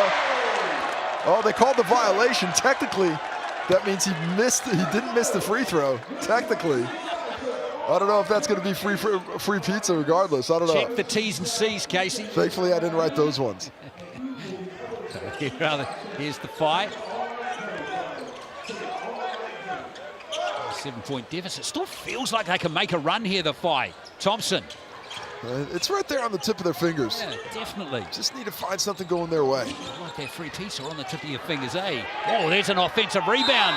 And a putback foul there by Carr. That basket's not going to count, but that was a good hustle there from Phil Carr. Well, Phil Carr hasn't been able to involve himself in the ball game as of yet. Just 2 points on 1 for 2 from the field, but when you're a big guy and you're not getting the rock where you want it, well, go get it yourself. Got himself on the weak side, found some space, carved out the offensive rebound, and now goes to the Chemist Warehouse to try and find that flow offensively. He's been a good free throw shooter, 72%. Excellent free throw shooter. I mean, probably a little surprised it's down as low as 72, but his jump shot's pure as well. Pick and pop's going to start coming into play for him at some point. But the Giants so far have done a nice job of limiting him. Mike Fitchett wants to talk things over. It's a good timeout from Fitchett because, so remember too, Casey, it was a 12-point advantage to Nelson at quarter time, and it's been cut down to 5 now. Yeah, they've been outscored 11-4 here in the second quarter. Been a bit more physical, a little bit more deliberate with what they want to do offensively, finding some more space on the interior. Three-point shot isn't really dropping for him right now. And when you look at these offenses, you would think that the Phi would be much better from three. You know, the Giants, the worst three-point shooting team in the competition right now. They're 1 for 5, but it's the Phi who are really behind things at 1 for 10 from deep right now, and that is not the type of team they normally are. They've been decent from three, high volume, but they are not dropping for them tonight. Just feels like the pace of the game in the second quarter just feels like the Phi have been in a bit more control, and they're playing at the game that they want to play. Even though those three-pointers haven't been falling. Yeah, they're not far away from things. They just need a little bit of energy, a little bit of fuel. And if you want to win some free fuel, score your free fuel with Waitomo. Our great friends at Waitomo celebrating. Every time in business, use that QR code, win some prizes. You can even get some free petty. We can't use free petty. Exactly.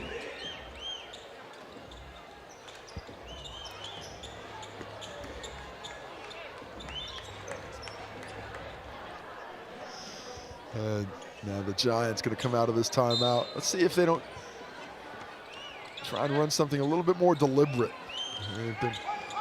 Haven't been able to get as much action at the cup lately. McNaught. Baseline there on Bazan. Langley. Here's Greeder. Got to work on Pero Hunt. Good defense by Pero Hunt. And that's a good stop by the Phi. Here comes Thompson. Got a little keen there, a little reach in there against one of those Nelson players. Take your pick, really, Casey. I think Jet Thompson pretty fortunate. That, to me, looked like it was a clean strip. And normally when a strip comes down, more times than not, when the ball goes down, it was clean. When the ball pops up, that's when it's a foul because you got some arm. But regardless, I like the attack and solid defense on the other end. The Phi continuing their solid D there, but need to combine it with some offensive prowess. Thompson putting up a 3, and Langley and Thompson.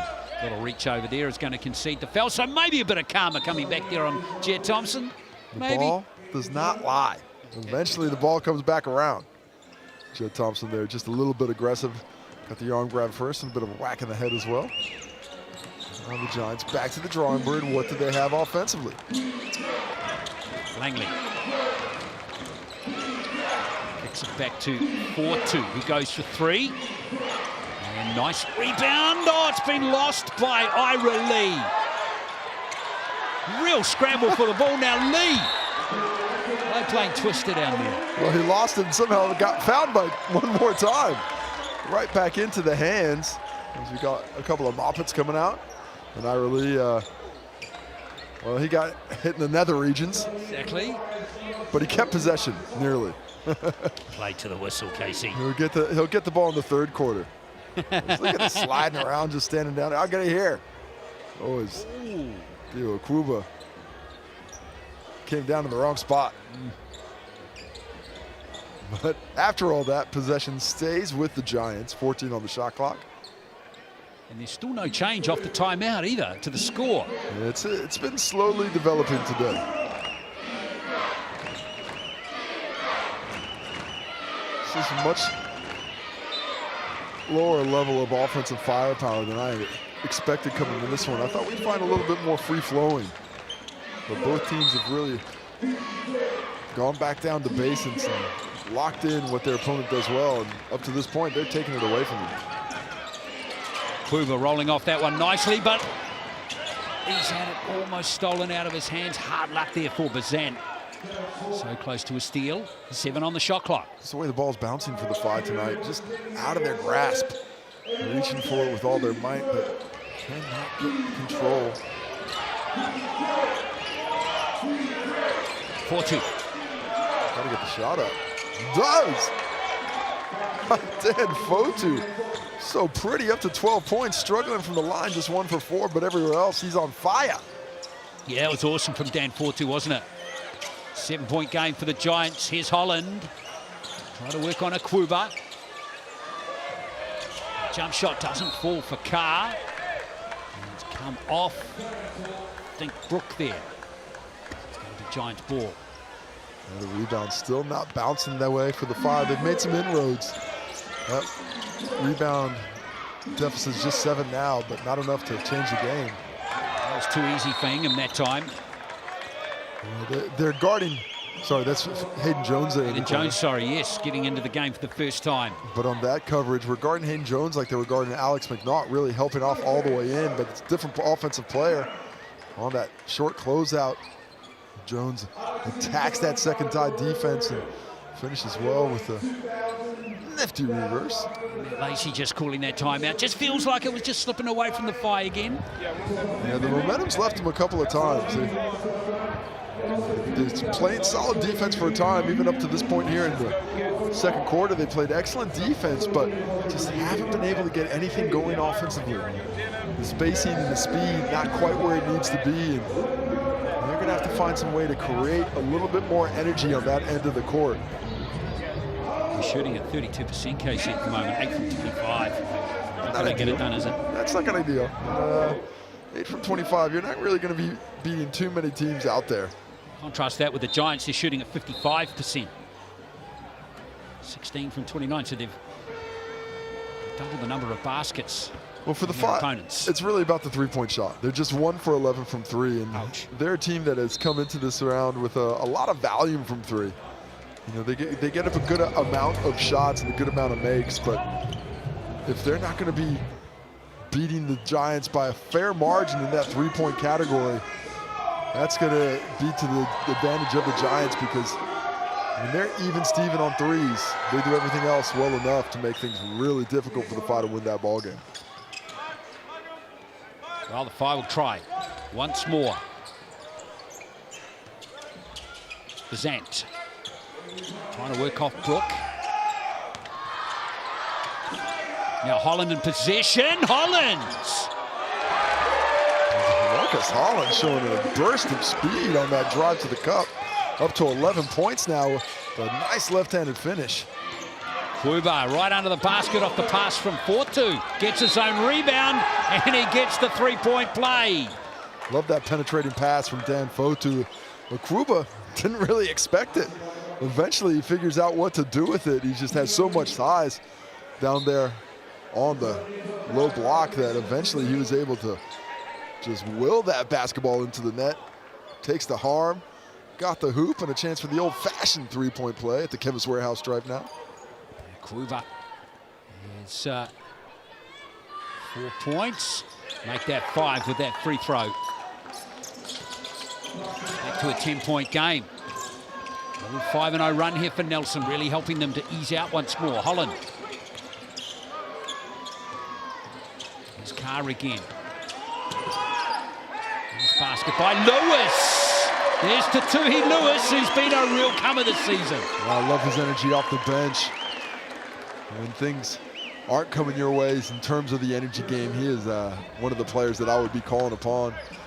All twitchy, straight to the cup, shows that speed. Not a lot of contact, but enough to get the whistle and a chance to complete his own three-point play. That's a good nickname for someone, isn't it, Twitchy? I don't know, it depends. Sums up Lewis nicely, I reckon. What have I done to the young man? Exactly, sorry, Casey. Thrown you under the bus there, champ. There's a Kluber. Reader. Holland marks him effectively there. Shot clock down to 4 seconds. Langley to put up the three-pointer right on the buzzer. Well, it gets a big triple to drop, stretches that lead out. He surmised the time left on the shot clock very well, just enough to create the space for that step back. Beautiful play there. Here's Holland, who hasn't missed in the game. Now Jaden Bazan. Three-pointer, banks it in from way up. Bank is open late on a Friday night. At least it was straight, because then it was pure. Langley can't get the layup. Now the Phi with a chance in transition. Bazan's going to cool the engines. Brooke, nice ball out to Carr.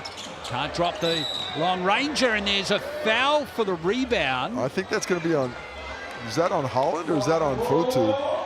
Because I thought the initial push was on Holland, shoving out Hayden Jones, but no, it's eventually on Fotu, who pushes Holland the second time around. There's an old adage in sport, the second man gets caught. Hang on, is it? Oh, it's not true. He confused himself. I think you were right the first time. But I do think it was Dan Fotu was pushing through Holland to get to Hayden Jones on that one. But yeah, look, the evidence on the replay was pretty solid in your favor, Casey. Well, it's going to be free throws. I think is that going to be Hayden Jones or Dan Fotu at the line? I'll have a chat about it. I believe it was Jones who was the one who was fouled.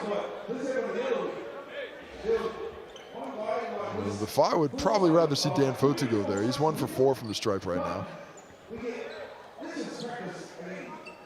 But it will be some Kobe Langley. He was nowhere near that play. But we do, of course, have the benefit of replays. We're able to call that one out. Kobe Langley not going to turn down the free points. He's now up to 10 with that bucket, joining Fotu and DeMarcus Holland in double figures. He's been playing great. Now there's a violation, so Langley's going to get another chance. Gets that one out of there.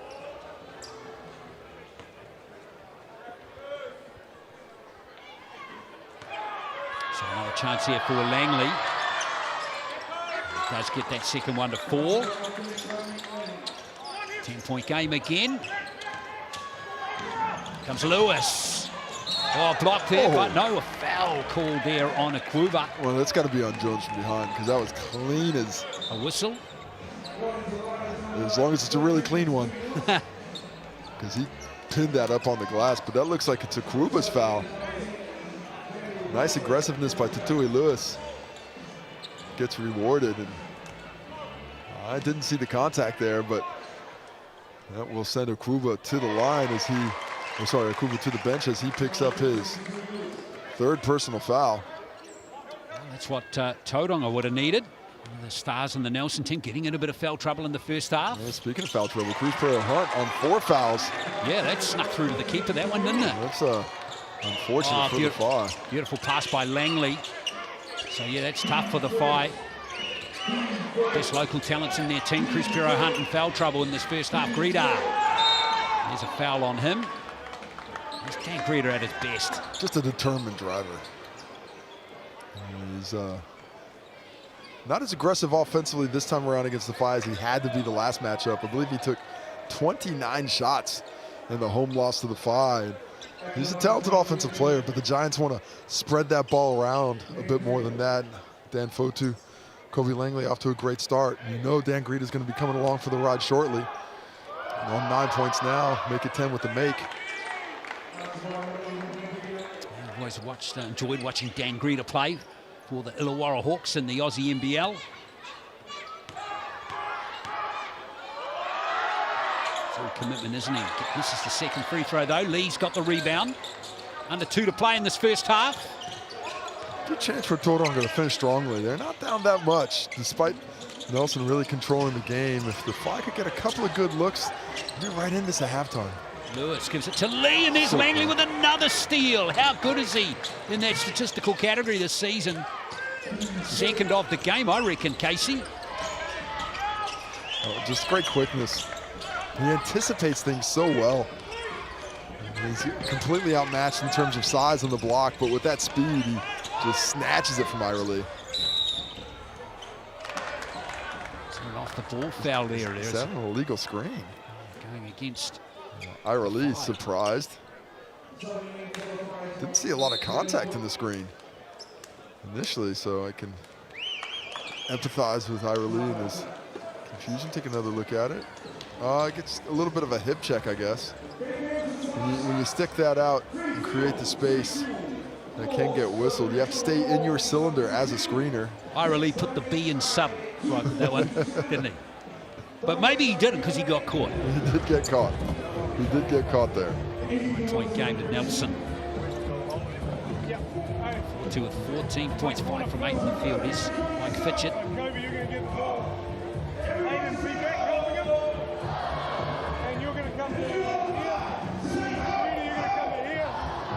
Just hearing a bit from Mike Fitchett. As this a 9-point lead by the Giants. I just feel it's a little bit more tenuous. Yeah, I agree. Just they don't have they haven't been playing great basketball. They've been playing good enough. Excellent on the defensive side of things. Really limiting Tauranga's chances and forcing them into places where they can't really score. On the offensive end, they haven't really found a lot of flow in the half court. They've been pretty dependent on those fast break opportunities.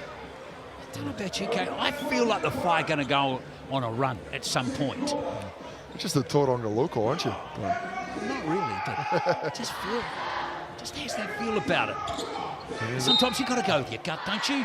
Yeah, that's all you can go with. What else you got? Exactly. Well, you got your head. There's 4-2. I've never counted on that. Greta. Dempster back out there for the Giants. Little zone from the Phi, changes speed. Dempster goes for a three-pointer. And there's Carr with the rebound. I like to change up defensively, make things a little bit more difficult, make the Giants think, now what can they get going offensively? Couple of opportunities near the end of this first half. There's Holland not fouled, and Jones picks it up. Hayden Jones, twinkle toes on the sideline, sorry, baseline. Here is Dempster feeding it to Fortu, who's been the star of this first half. 16 points for Dan Fortu. Recognized that the defense was not set, was just waiting for that ball to rip through and attacks the glass with a fervor for another bucket. Nelson doing a good job of closing out this first half. Lewis, short with that shot. And now Langley, 10 seconds to go. Here's Langley. Kicks it out to Jones. Oh, that hurts Tauranga. What a shot there from Hayden Jones. Player timeout call.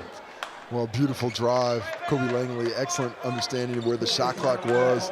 Jones spaces perfectly to that corner. Denham Brooks, his man, comes to help because somebody has to, and then no one gets Hayden Jones in the corner, drops the triple. 1 second left on the clock for the player timeout being called by the Phi. And suddenly they're looking at a 14-point deficit. We were just talking about how it felt like that they could go on a run. Well, as the Giants will look to close out that second quarter with a bit of style. Exactly. Really good effort from the Giants. See what the Phi can do with 1 second left on the clock. And Greta Got it away in time. Not going to count, so 48-34. It's been a very good half for Nelson here in Tauranga.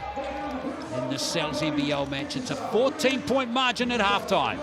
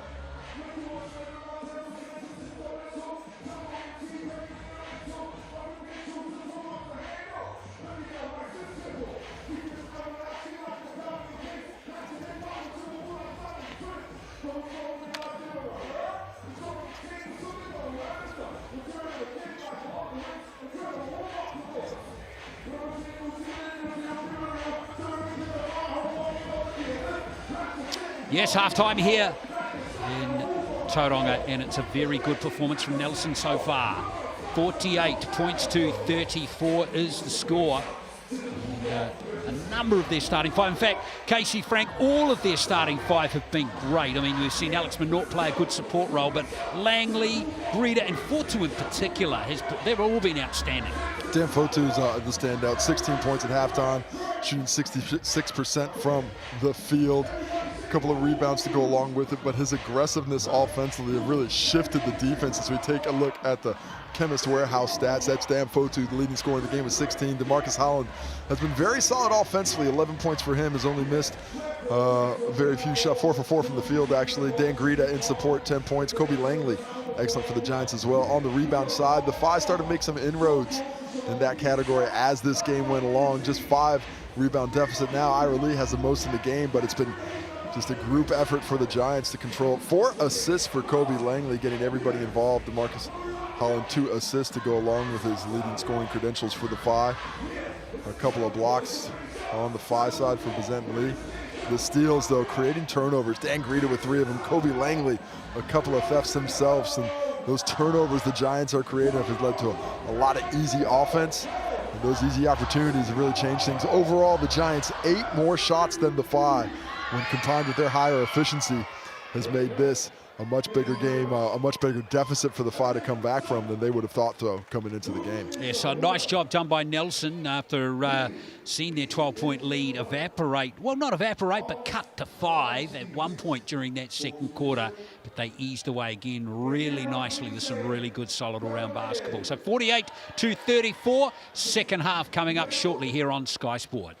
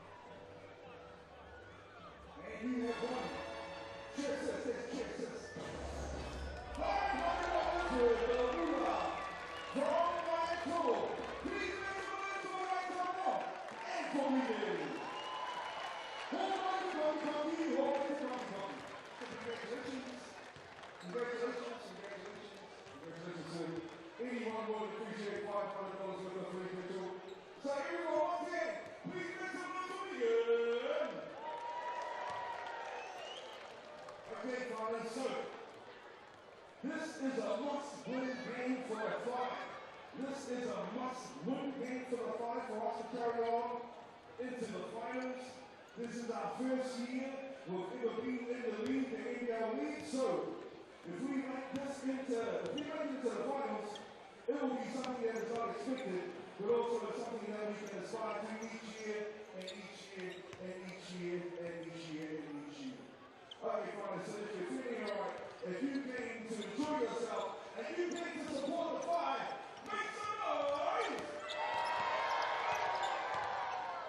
Yes, me too. So, if you can feel the need to get up and just do something, just stand up, everyone come on, stand up, everybody. We probably need to have a switch. Have a switch. Have a switch, everyone. I'm sure everyone will need a switch. And work it out now. If you can. Reach for the sky.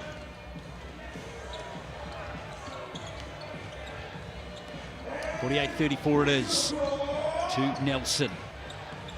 Yeah, in Tauranga, not too far away from the start in the third quarter. Tell you what, about a minute out from, maybe a minute and a half out from half-time. We both had the feeling that Tauranga was going to make a run of it at some stage, but you've got to give credit to Nelson, who really did close out that half particularly well. And just based on that, this home audience of 70% might be looking a little bit low. Could be the Nelson Giants running away with this one in the second half if they continue to play at the level that they displayed in that first half. So get in there, folks, on the mixandpick.com. Poll, just scan that QR code. Who will win the game, the FI or the Giants? It's a nice, simple head-to-head question for you today. And you never know, you could be the winner of the Sal's Pizza from this game. Just the one question, too, and you can change your answer. There you go. If you pick the FI early in the one, get back in there, say Giants. Unless you think there's going to be a second comeback coming around. Anything is possible in the Sal's NBL. In this second half, I'd expect the FI to just be a little bit more aggressive from behind the arc, create some space, because at some point that shooting percentage has to come back to the mean. That first half, just 2 for 12 at 16%. Yeah. For Tauranga, not the level that they're going to be able to be at create a winning atmosphere. Let's touch on Cruz Pero Hunt for a sec. Sitting down with 4 fouls at the moment. Suspect he won't be back for a while, Casey. What sort of impact him not playing is that going to have on the fight? Well, it's one of their leading scorers, 13 points per game, 3.3 rebounds, 2.4 assists, but it's the gravity he pulls outside. If you're replacing him with Jet Thompson, he just doesn't have, the defense doesn't have the same respect for the jump shot. Because of that, the geometry of the court's going to shrink. There's going to be less space for Phil Carr, the pick and pops, less space for Ira Lee and the low post. And they're going to have to find another way to create some offensive opportunities and efficiencies out there. One way to do that is with that 3-point shot. Tatui Lewis coming off the bench, maybe he can get a little bit more involved. Or if they can create some stuff with some actions. I wouldn't mind seeing Phil Carr get involved in the pick and pop, but Nelson has really sniffed that out nicely up to this point in the game. They've given Phil Carr absolutely no space. He was so instrumental in the victory down in Nelson, but has not been able to involve himself to the same level this evening. Yeah, he's just on 4 points, 1 from 4 from the field. He's only picked up 3 rebounds as well, Phil Carr. He's going 10 a game, so he's going to have to need some serious output in the second half. Yeah, I expect the Phi to come out and just lift that energy. You need to get that part of the game going their way once again. You need to get bouncy, you need to get involved. You need to get some downhill momentum. Right now it all feels like a slog, and at times the Giants have had things going easy. They've closed in bunches. That last 2 minutes of the half was a really nice job by the Giants to get themselves involved, and closing quarters so important when it comes to who's going to come out with the victory at the end of the ball game. Giants have done so well in 2 of the quarters up to this point, but with 2 more to go, this is still anybody's ball game. Well, those 3 Americans in the Phi, Lee, Holland, Carr. They're going to have to get hot, all of them. It's going to be hard for Langley and Reader to continue with their output in this game. They've all been excellent. Cruz Pero Hunt starting that ball game, 4 fouls. Wow. I would not be surprised if the Giants try and run something at him immediately. That is rolling the dice for Lacey, yeah. It's aggressive. I like it. Unless it backfires. At some point, you've got to roll the dice with the 4 fouls, right? If I had 4 fouls as a player, I'd want a coach to believe in me. If I was a coach, I don't know if I would.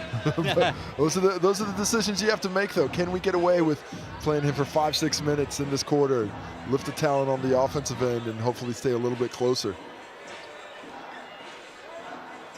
So just waiting for the halftime period to finish. Reminding you of the score here. It's 48-34. Another big weekend coming up in the Cells NBL. Of course, those 2 big games. Top 4 teams all playing against each other. Canterbury against Auckland and Taranaki against the Saints coming up Saturday and Sunday as we get the 3rd quarter underway. Phi in possession. Remember, both these 2 teams are tied on 5 wins and 8 losses, and we got a foul off the ball there. I think that's Alex McNaught underneath getting tied up with Cruz Pero Hunt. Cruz Pero Hunt was more designing, or the design of that play looked like it was set to create a driving lane for Jaden Bazant. Got blown up by the foul. Carr for the Phi. Shot clock down to 5. And the shot doesn't fall for Pero Hunt, and here comes Nelson. Good defensive play by Nelson to start this 3rd quarter. Nice challenge there by Greta after getting off the screen. Back to the offensive end, see how that efficiency keeps up for the Giants. Langley, shot clock down to single numbers again. Beautiful pass. Akuba gets his own rebound. Akuba, no, he doesn't. Untidy there for Ira Lee, who patiently gave it to Bazant. Carr almost had it stolen out of his hands by Fortu. Here's Lee. Lee gets the rebound somehow. But in the end, Nelson get it. No foul either. Here's Langley again. Mid-range jumper. No good there for Langley. There's Greta, perfectly timed rebound. And the reverse layup goes in for Dan Greta. Strong finish. He's just got a nose for the ball. Takes on 3 defenders to get that reverse to go after just willing himself to the offensive rebound, and the lead 16. The biggest bleed of the game. Here's Kari's lost it stone cold, and Langley can't keep it in court. He got too surprised. Must have looked that gift horse in the mouth and didn't like the breath, because he dropped that one right out. Then that was a gift. It was just absolutely planted on his doorstep, but he just didn't have the hands to keep it in. We're talking about the shot clock now. I don't think that was a possession. I think that's what they're discussing. So I think this clock's going to come down to about 6 or 8.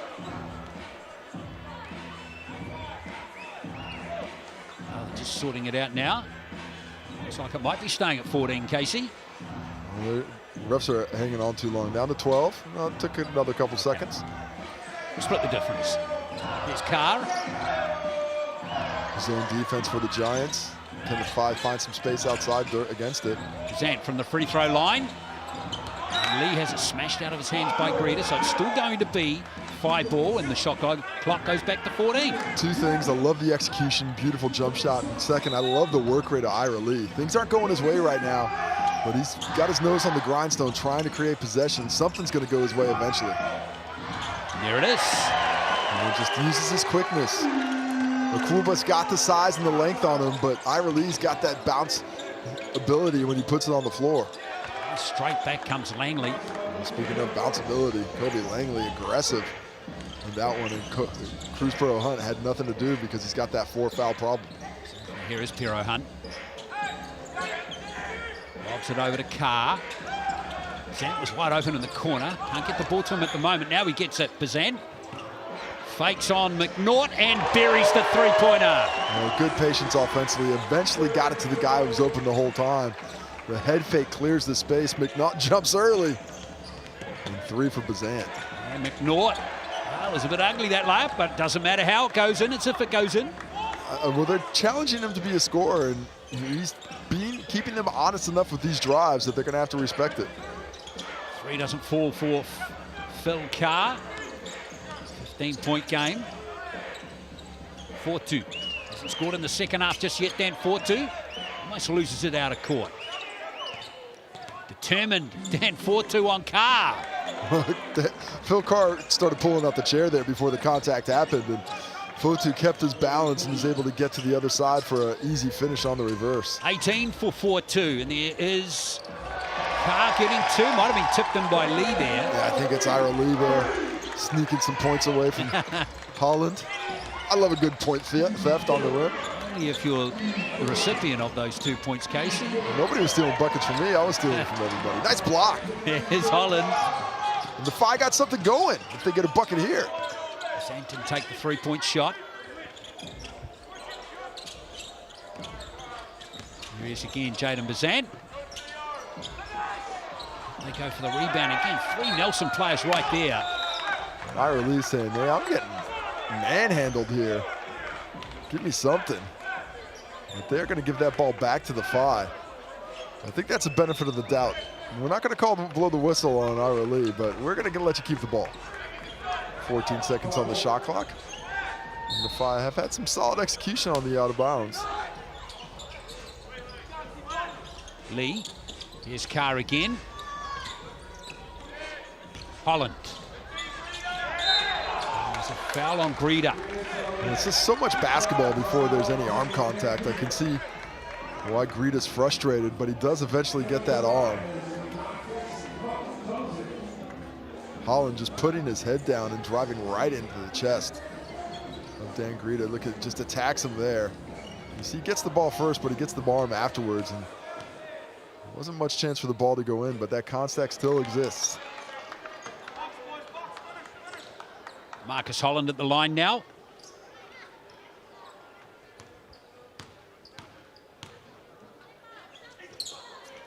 Unable to get either. A bit of justice there for Greta, maybe, especially in his eyes. You love a karmatic free throw. Okay, here is Greta. 4-2. Oh, blocked that time by Lee. And he stood on the side. It was a 3-second violation. Yeah, I think they're calling 3 seconds. Quick 3. Physicality in this game is lifting up a little bit. From the Phi, I'm going to really push that to the limit. See if we can't force a couple steals, as long as I'm not Cruz Pro Hunt. Don't want the 5th foul. Don't name plenty of them. The Whai now down by 15. Nelson are playing great D though, aren't they? Carr with the fake. Nice finish there from Phil Carr. Fotu's respectful of that jump shot from Carr. That opens the space for that drive and penetration. 6 points for Carr as Fortu goes for a three-pointer. Short-armed it. And now the Giants suddenly looking a little lost offensively. Here's Holland almost losing it. High release. That's a travel. Yep, taking steps. Holland, I think, a little bit unlucky not to receive a whistle on that penetration as Sam Dempster checks into the ball game. As does Hayden Jones, as Nick Knott and Dan Fotu head to the bench. Denham Brooks into the game too for the Whai. High release sitting out for the meantime. He has 12 points. He's a leading scorer for the Whai. Dempster. Jones. To Akuva. Greeter. Three-pointer. Doesn't fall this time for Dan Greeter. No penetration that time. Whai keeping everything outside the three-point line on those catches. Here's Bazant. Carr again, looking to get busy.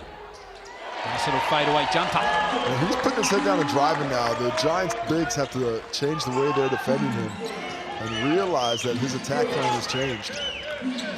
8 points for Carr in the game. And Hayden Jones. Dempster right there. Doesn't get it to drop though. Denham Brook with the rebound. No foul on Denham Brook either. Let's give it a displeasure of some of those Whai players on the bench. Now Brook for three. Just like a couple in the rapidly game, Denham Brook lights it up. Quick release, excellent offense. The handoff pops out to the corner.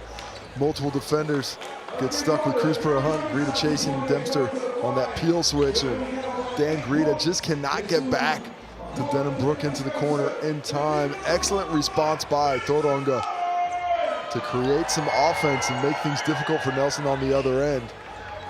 Now the question is, how much longer can they keep it going? Because despite all that work, they're still down 8 points. Good little comeback though by Tauranga. Let's have a look here.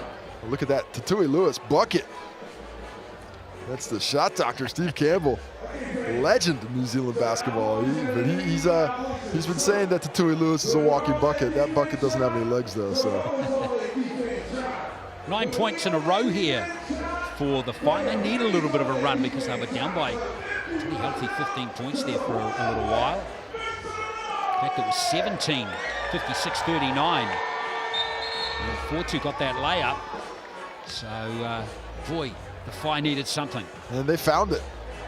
And they've shut down the penetrating angles of the Giants. The Giants just haven't been able to get a lot of space on that penetration.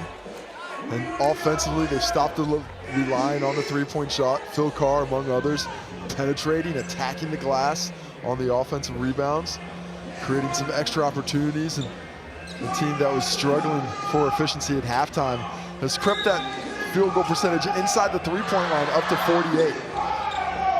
Combined with 10 makes from the free throw line, they're right back in this ballgame. It's a long haul back, isn't it? It's got to start somewhere, and now Tauranga need another stop. 4-2.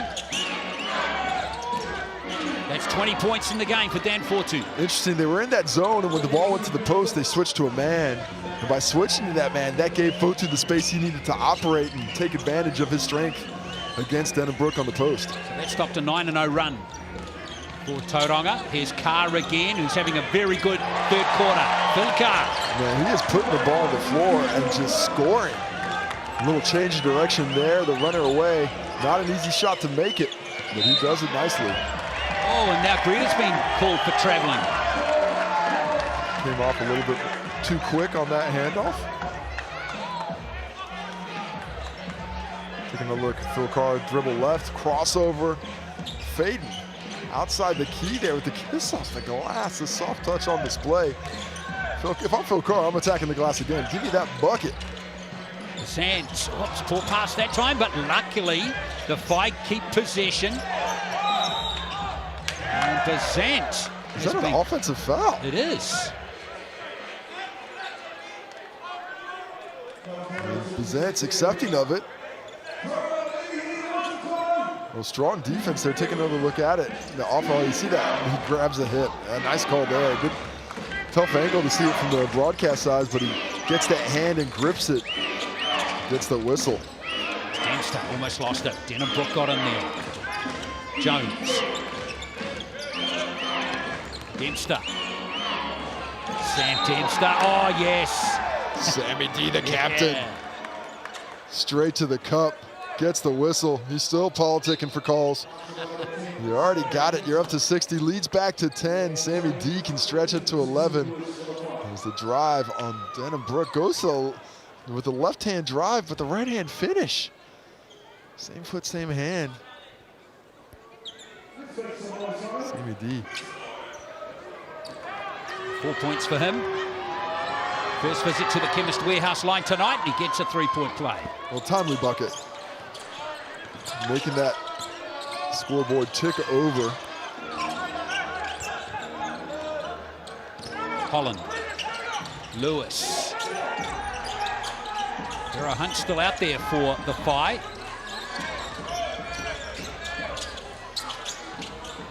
Bucket there from Holland. 13 for him. Exploratory in the dribble. Gets that spot and creates a bit of space with the fadeaway on Dempster to get the finish. 4-2. Greta gathers it in nicely. Dan Greta. Brooke with the rebound. Now Tero Hunt. Lewis for three. Wow, the crowd is ecstatic. It's down to 6 points. The Giants being deterred by physicality at the rim.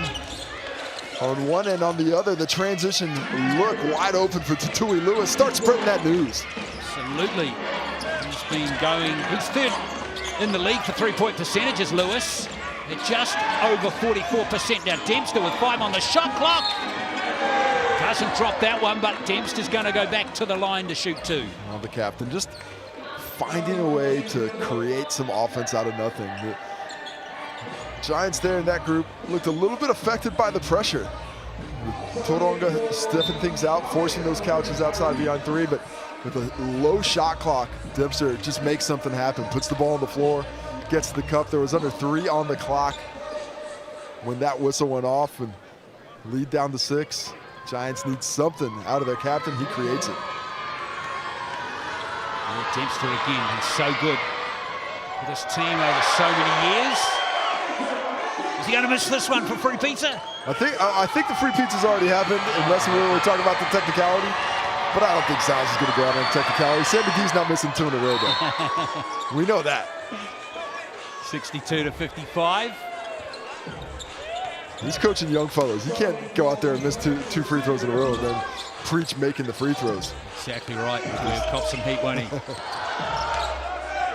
Holland. His car. Back to the zone for the Giants. Holland. Oh, Sam Dempster got confused by that one, coming up so short. Holland way off target there. He's got 13 points. Here's Langley back out there now. Dempster. Working on Lee. Sammy D, just get yourself a season pass to the free throw line. This is 3 consecutive trips. He's off to the Chemist Warehouse. Continuing to put pressure on the back line of defense of Tauranga. As Ira Lee picks up the foul. I believe that's number 4 on him. He's going to go straight back to the bench. He just checked in. Now he just checks out. 7 points the difference. Sammy D back to the strike for 2. Yeah, 6 points, 5 rebounds for Dempster in the game.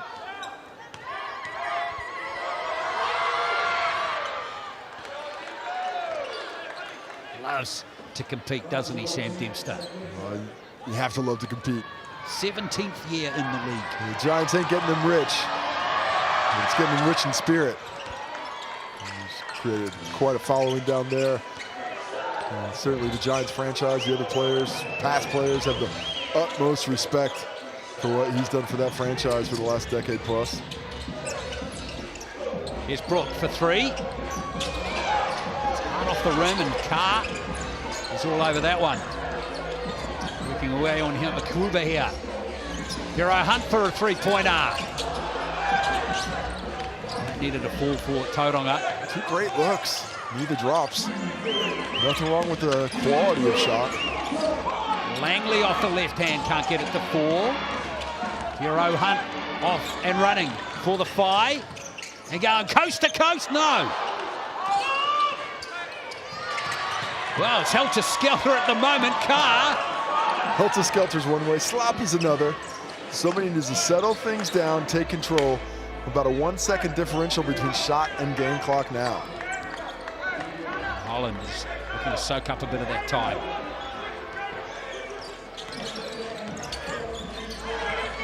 Marcus Holland. 15 points for him. Well, I think that's a bit of a delay of game violation, knocking the ball away. Giants are going to get 0.9 on the clock here on the inbound, or maybe a little bit more up to 1. But if Krupa plays too tight there, he's worried about the jump shot. I think with Holland, you got to be more concerned with the drive. He closes that space up, gives him the opportunity to get to his right hand for the streaking finish. 0.9 on the clock. See if Sam Dempsey doesn't go deep with this one.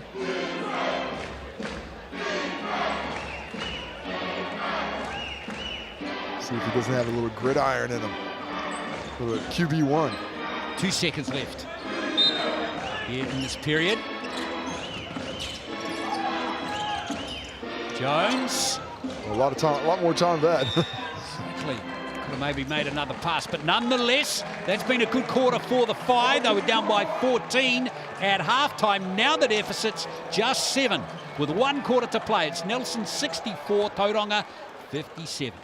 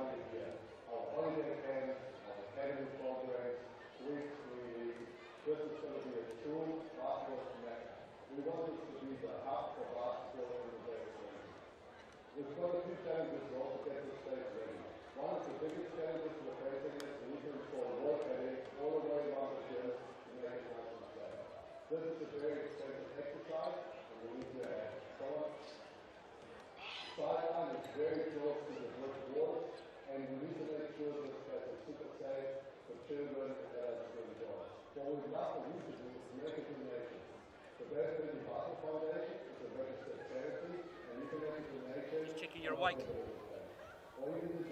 Stay focused, Troy. 64 to 57 it is. It's Nelson up by 7, but the Whai had their best quarter by far there. 23 to 16. They had the most points in the 3 quarters, and they conceded the least there. Just keeping the Giants to 16 in that quarter, Casey. Well, things are getting tasty here. They are getting tasty. Looking for a little downhill momentum, like a meatball rolling off the table. They don't roll off the pizzas, though. No, they taste good on pizzas. They do. I'm a fan. So scan that QR code, folks. That large meatball pizza valid until the 11th of June. That's next Tuesday, and it's only $30. Well, this has been a defensive struggle tonight. Neither team able to find their flow offensively. Well, we've got a competitive game. Giants, I'd like to see them come out with a bit of speed, a little panache here, and really put some pressure on Tauranga offensively. See if they can't get a little bit more going to the rim. Reader for 3. Dempster there. Johnny on the spot. This is a chance for Nelson. Got a knack for offensive rebound. He just seems to find the ball, even though it doesn't have eyes for him. Oh, Langley high off the glass. That's a very impressive finish for Kobe Langley. Dropped him on the little hezzy. Create some space. The Tui Lewis couldn't keep up, and the beautiful finish on the runner with the left. 13 points for Langley. His car again. Zant has it blocked. Good close by Krupa. Nort has it for Nelson. just the start the Giants were looking for. Yeah, reward the big fella. He gets the block on one of them, let him go down to work on the other. That's right, Theo Akwuba getting it done with the left and the lead back to 11 just like that. 7 points for Akwuba. 2 good baskets for Nelson to start this last quarter. I like them attacking in the post. Phil Carr, a lot of space. Lucky there, Dempster with another rebound. He is just hoovering them up. Dempster's been 8. so instrumental off the bench. He's getting close to a double-double now. 8 points as well. I guarantee he gets 2 more rebounds. Here's Greeter. Another 2 points. Yeah, I can't guarantee that. Here's Bagley. McNaught with the shot clock at 2. Good defense there by Lewis. And they're going to give Whai the ball. Off the shot clock. I actually thought it went off the backboard myself. I didn't think it went off the shot clock, but I've been wrong before. Have you? Many times. Okay. The ones who know me know best. You know what they told me about you? You've never been wrong, but you've been incorrect on a couple of occasions. I may not always be right, but I'm never wrong. Yes. Carr. Clean steal out of his hands. Carr reckoned he was fouled. Steal number 3 for Langley, saying that's hands part of the ball when I swipe it out. Exactly. He's on a season's average now. 3 steals a game. Greeter goes baseline. Nice finish from Dan Greeter. I love the body control there. He jumps from pretty close to the baseline, but you see the angle that he finishes at up towards the basket, really just creating himself a little bit of space with that spin move first. Look how low he is. He's nowhere near finishing, but because of the explosiveness and the awareness, he's able to get that up off the glass before Carr can contest. And now back to a 13-point lead and a chance for you at home to pick your game MVP. Dan Fortu leading the way at the moment. Not surprising that that is the case because he has 20 points. Dan Fortu shooting at 61%. An excellent game. And for the 5, DeMarcus Holland has been excellent. He has. Throughout this, 15 points for him, 3 assists as well. Jaden Bazant getting a little bit of Phi love as well. He's at 10 points and 3 rebounds. But Theo Akwuba, the last couple of minutes has been big for Nelson. Block shot, made shot, just 7 points, 4 rebounds. But he's been finding a way to affect things. But there is still a lot to be written to conclude this story.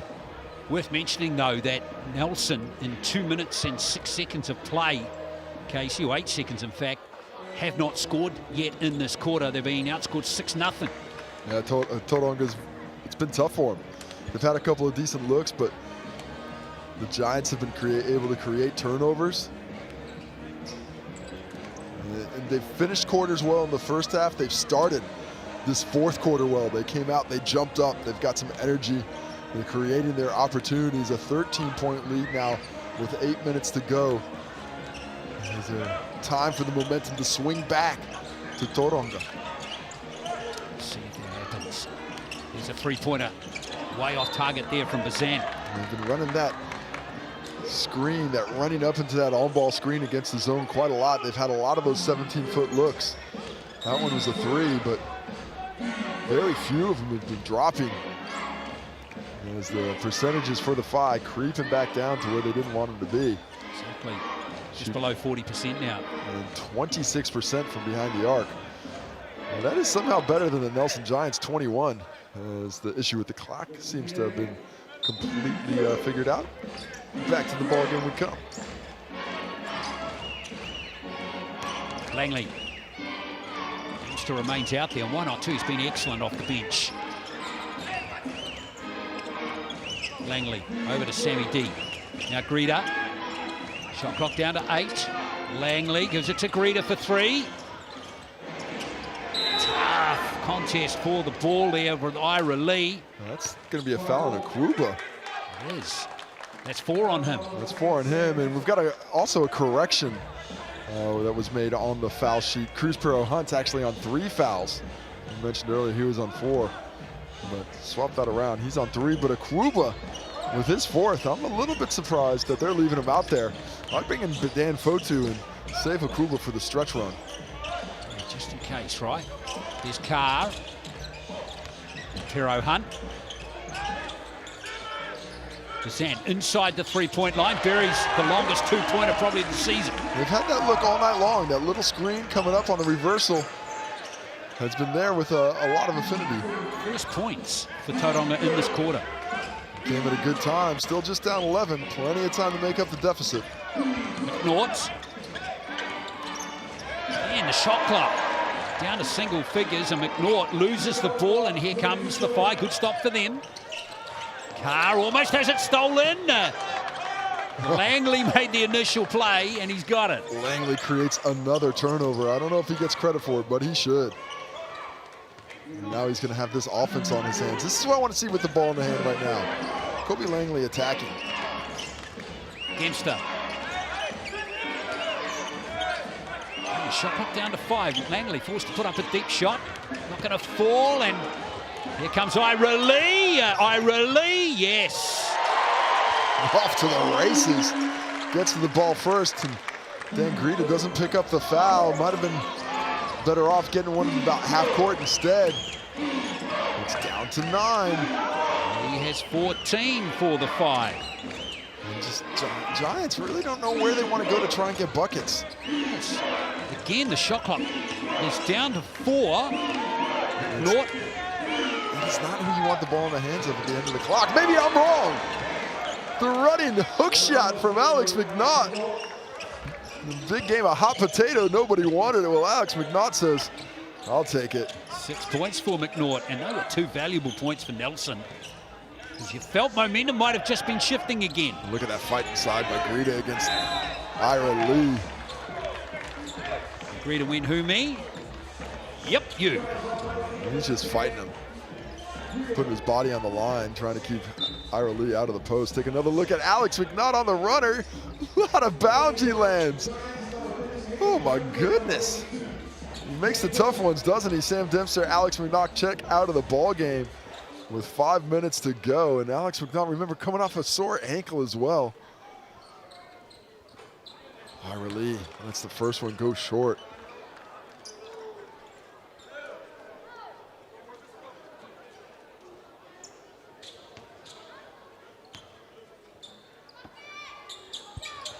Second free throw missed. Oh, that's Crusher. They've been so good from the line to light, but missing those two at a very important time. Greta can't get on target there. Tough rebound again for Lee, or scramble for the ball that time. Holland.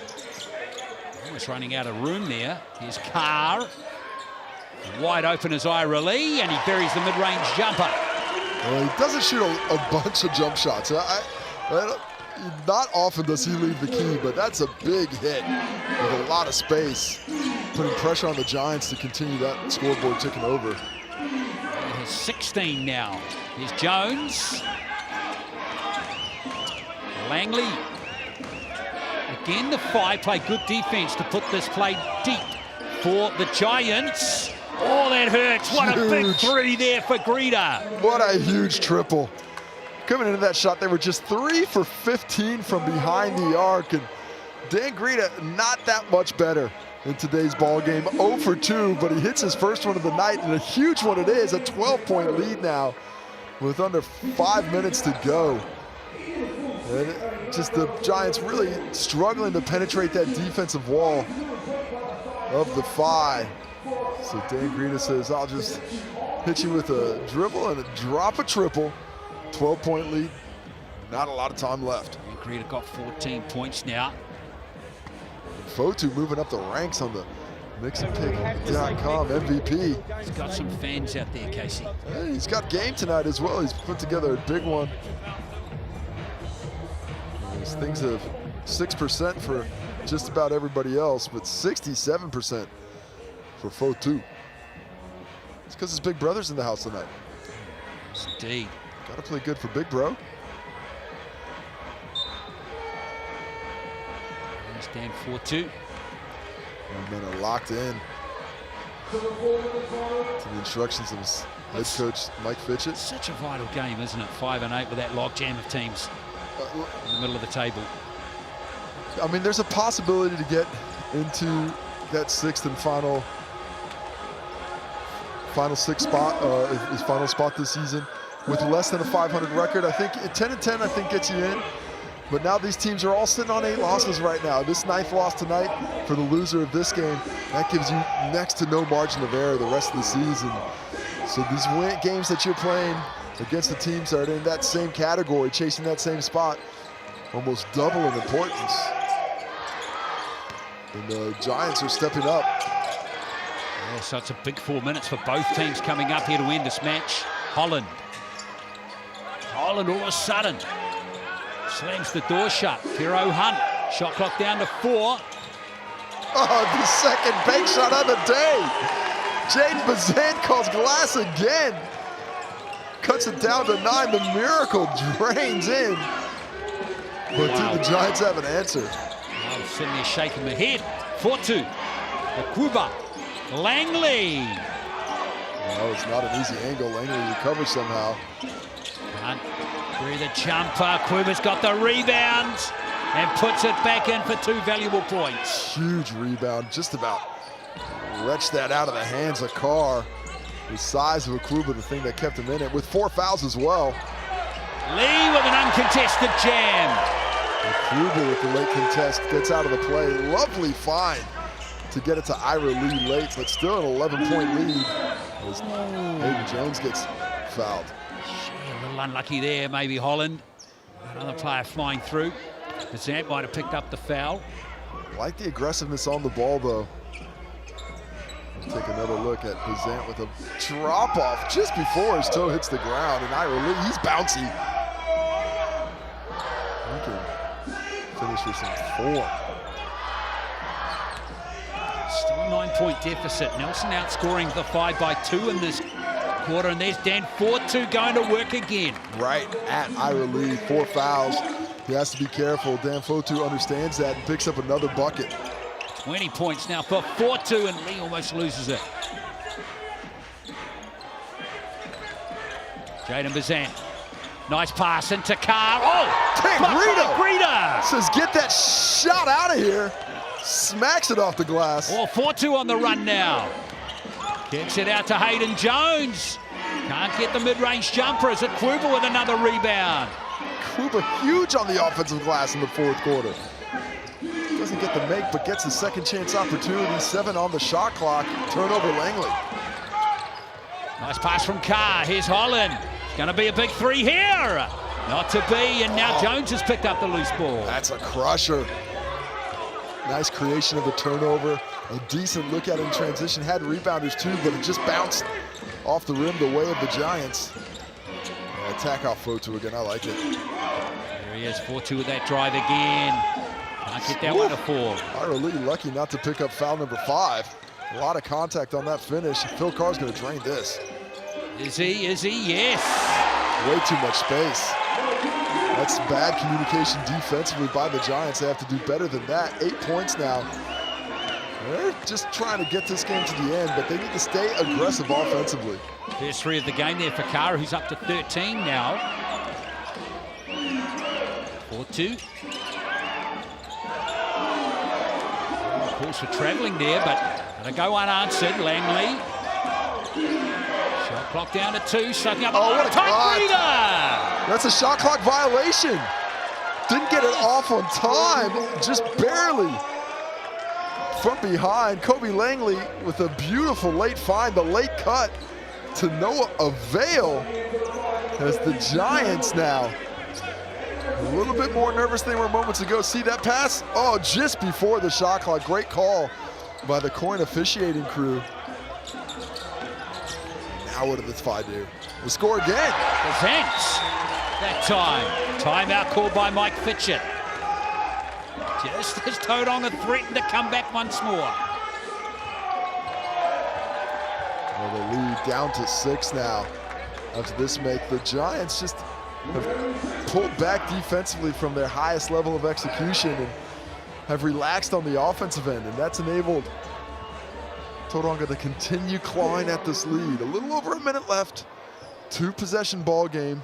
And bring that ball up into the front court. And the question is, how do the Giants get the momentum back? They've been a bit passive offensively. Happy to let that shot clock go down to the end, but I'd like to see them stay a little bit more aggressive. Put some pressure on the rim early, take the shot if it's there. If it's not, then pull it back out and try and make the clock your friend. But that mindset change has, I think, affected them. Away with that basket, Bazant is up to 17 points. 7 from 15. He's put up 15 shots, a lot of shots in the game, Jaden Bazant. Season's best of 21 for him. Against the Rams back in round 8. 1:13 left to go. What do you reckon, Casey? Well, I want to see something with Dan Greta and Dan Fotu involved. Some on-ball action, or something with Dan Fotu out of the ball in the high post where can use that quickness advantage and attack Ira Lee, who's on 4 fouls. One well-executed basket for Nelson. You think it's over? I think if they score here, it's probably the ball game. Stranger things have happened, but I think Tauranga really needs to string these stops together if they have a realistic shot to get back in this one. Fouls could come into play too. Both teams been pretty clean in this fourth quarter. It's 4-2. Fouls to give for Tauranga as well, exactly. So they can't foul now. Langley soaking up some time off that shot clock. There is the foul. And that's the last thing you want to do. Once you play that much defense, you're nowhere close to getting into the bonus unless you're going to get 3-4 fouls in a row here. That puts 14 back on the clock, adds another 7 seconds, and gives the Giants another chance to just stretch out the clock, use it, and get it down to maybe a 2-possession ball game. Almost lost it off the inbound pass there. Akuba just got it. Nelson again. With their hands on the ball. Langley. Rita. No travel called. He's getting the feet moving before it catches it. Dan Greta saying, I don't have the ball yet. And the last thing you needed was a turnover. This opens the door to Tui Lewis, checks in the ball game, take another look at it. And that's pretty close. That's pretty close. Well, let's see what happens here. Bazant. I need a quick basket here. Lee! Not going to fall, and Fortu's got it. Nice pass from Dan Fortu. They've got to worry about the 8-second clock now. It's up. Oh, they're fortunate to get that steal. Or sorry, that foul there. Because there was just 1 second left before they had to get the ball across half court. Still not in the bonus. 6 points the difference, but still just the second team foul. 3 more fouls to get to free throws. And that tells me that this game's probably out of reach of the Phi now. You need to start fouling now if they're going to foul and try and get back into it. And they did, but it doesn't get whistled. And that, to me, looks unsportsmanlike. They just grab him from behind. I'd be very surprised if this isn't 2 free throws in the ball. Bazant was the player under question. A little discussion. Let's see. No. Yeah, there it is. Yes, there it is. Unsportsmanlike. 2 free throws and the basketball. And you have to. It's a very fine line to straddle. Finding a way to foul without making it deliberate when you're deliberately fouling, but grabbing with 2 hands from behind is not the way you do it. You have to make a genuine play at the ball.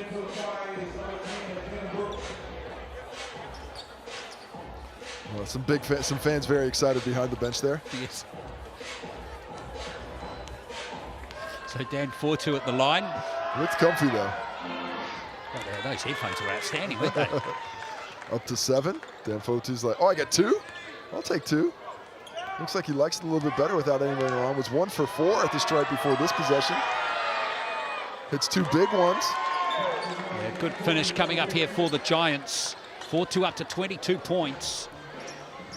Lead at 8. Well, the 5, do they foul again and send it to the line, or they just play 1 solid possession of defense? Frida with the inbound pass. Well, there's the foul there. Looked like there's a no foul. That's going to be a turnover. I don't think there's any foul there. Righto. They threw it to Hayden Jones, who was just off balance. No space there. Are they going to call a timeout? Yes, they are. They could have called a timeout from the sideline, save their player timeout. Lacey wants to talk things over. And this 52. How much time left, Casey? There's 30 seconds. 18, yeah, there we go. 30 seconds. As we see that Hayden Jones doesn't stay in bounds. That would have been a pretty decent position, I think, for Dan Greer to use the player timeout there to save possession. So they get a bucket that puts this ball game. 8-point lead now. Tauranga going to be looking for the quick shot. I don't think they can depend on twos. It's got to be a three. Yep, absolutely. A three and making a foul immediately on the inbound. The Giants. Well, it's theirs to lose. A major turn in fortunes now for them not to win this game and pick up their 6th of the season. The interplay between the Phi, the Hawks, the Nuggets, and the Giants is going to be so integral down the stretch of this season to see what happens. Giants hoping to get the split with the Phi if they can get the rest of this ball game to go their way. Well, the Franklin Bulls still have work to do, don't they? And you said their draw coming up is not easy over the last half of the season. They've got a lot of the top echelon of teams left. They've been beaten up on some of the teams in the lower half. But one of the leading scorers in the competition, Muhammad, one of the top defenders, and Sam Timmons. They would definitely like their chances. We see the young fella. There's a young fella sleeping on the sideline still. It's impressive. So here's the Phi. Need a three-pointer and fast. Well, Lewis did well in a tight situation there. It's not play from him, but they've lost 4 seconds. And this is a tough place to inbound the ball. It's almost like you're being double teamed. You really have no action onto the baseline, and Greta does a nice job of defending high. Here's Bazant for three. Oh, that's off. Yeah. Oh, that's unlucky. Carr's tipped it back, and that's going to be a half-court violation. So, the Phi just not things going their way over these last 20, 30, 40 seconds. And it's just been a bit of a struggle offensively. Down to 73 points. It looked like they had solved some of those problems, but they are coming into the round one of the lowest scoring teams in the competition with Southland, and that continues with today's output. Instantly fouled Dan Fotu. He's going to go to the line now to try and build on this 8-point lead. That one they don't call unsportsmanlike. That's right. Well, I mean, you got to be able to foul if you're not hurting a guy. Yeah. You don't have to call the unsportsmanlike foul. You did pick the other one, though. Well, it's the grab. The grab's easy. Fotu looking like he's going to lock up that MVP vote as he puts this one out of reach from the free throw line. 4 from 7 from the Chemist Warehouse line in this game. 4 from 8 now. Player timeout called.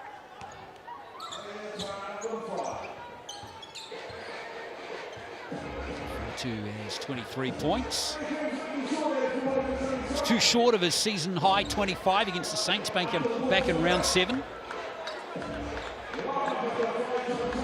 Decent game for Dan Fotu.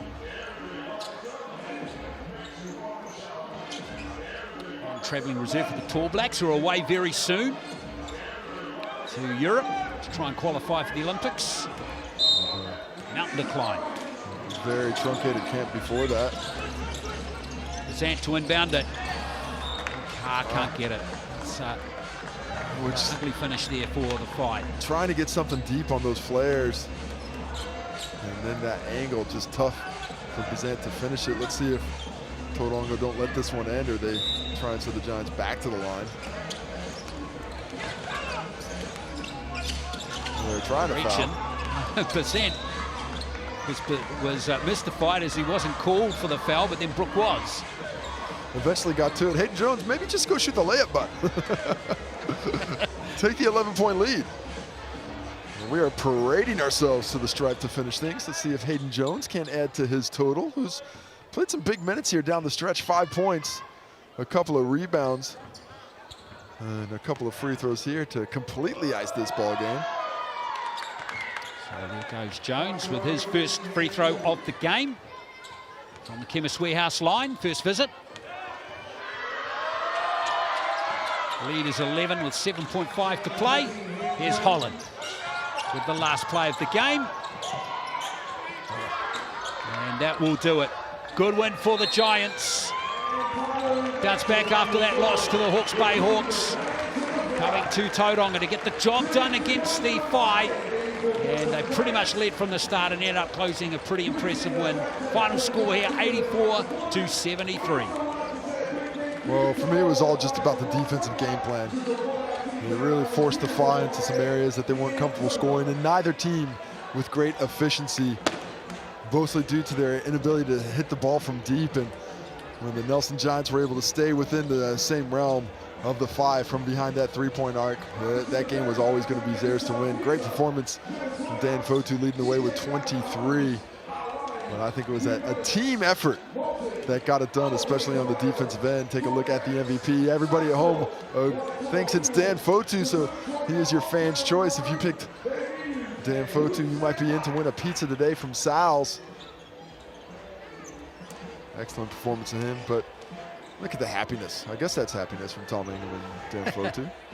At least relief. It's always a win, isn't it? A win, you'll take it. There's Fotu with 23 points, but got to give a shout out to Langley and Greta. They were great in the game as well. Yeah, real timely buckets. Ira Lee found a way to get things going offensively. Bazant and Holland carrying a lot of that way. Sam Dempster with some huge buckets at the start of that fourth quarter as well. Ira Lee double-double action, 12 points or 18 points, 12 rebounds for him. Sam Dempster and Theo Akruba leading the way on the glass with 8 apiece for the Giants, who end up winning the rebound count by 7 in the ball game. Assist, Cruz Pro Hunt gets 5.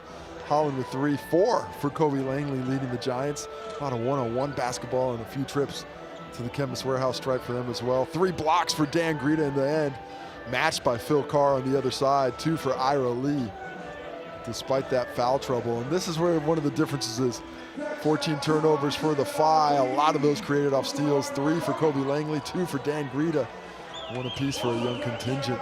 As the Giants all smiles after getting that win and taking inside position on the ladder in the race for that 6th spot. Yeah, 100%. They've climbed up to 6th, I think, just above the Hawks now on points percentage. Their 6th win of the season. Right, this is what's coming. Otago Nuggets up against the Hawke's Bay Hawks in Dunedin at 3 o'clock tomorrow. And then we've got some big clashes coming up. 6:30 in New Plymouth, the Taranaki Airs against the Wellington Saints. Both teams nestled in the top 2. And then we've got the 2 hottest teams in the league right now going at it on Sunday at 2 o'clock. It's the Tuatara against the Rams. So we've got 3 terrific games coming up. All live, of course, here on Sky Sport. It's going to be a weekend of hoops. It's going to finish strong. One more game after that to finish things off as well. And it doesn't get better than this. Coming down the business end of the season, teams got to get it done if they want to have some postseason fun. Well, that's it from Mount Maunganui here. It is congratulations to the Nelson Giants winning this game over the Tauranga Whai by 84-73. Have a good evening, folks. Mā te wā.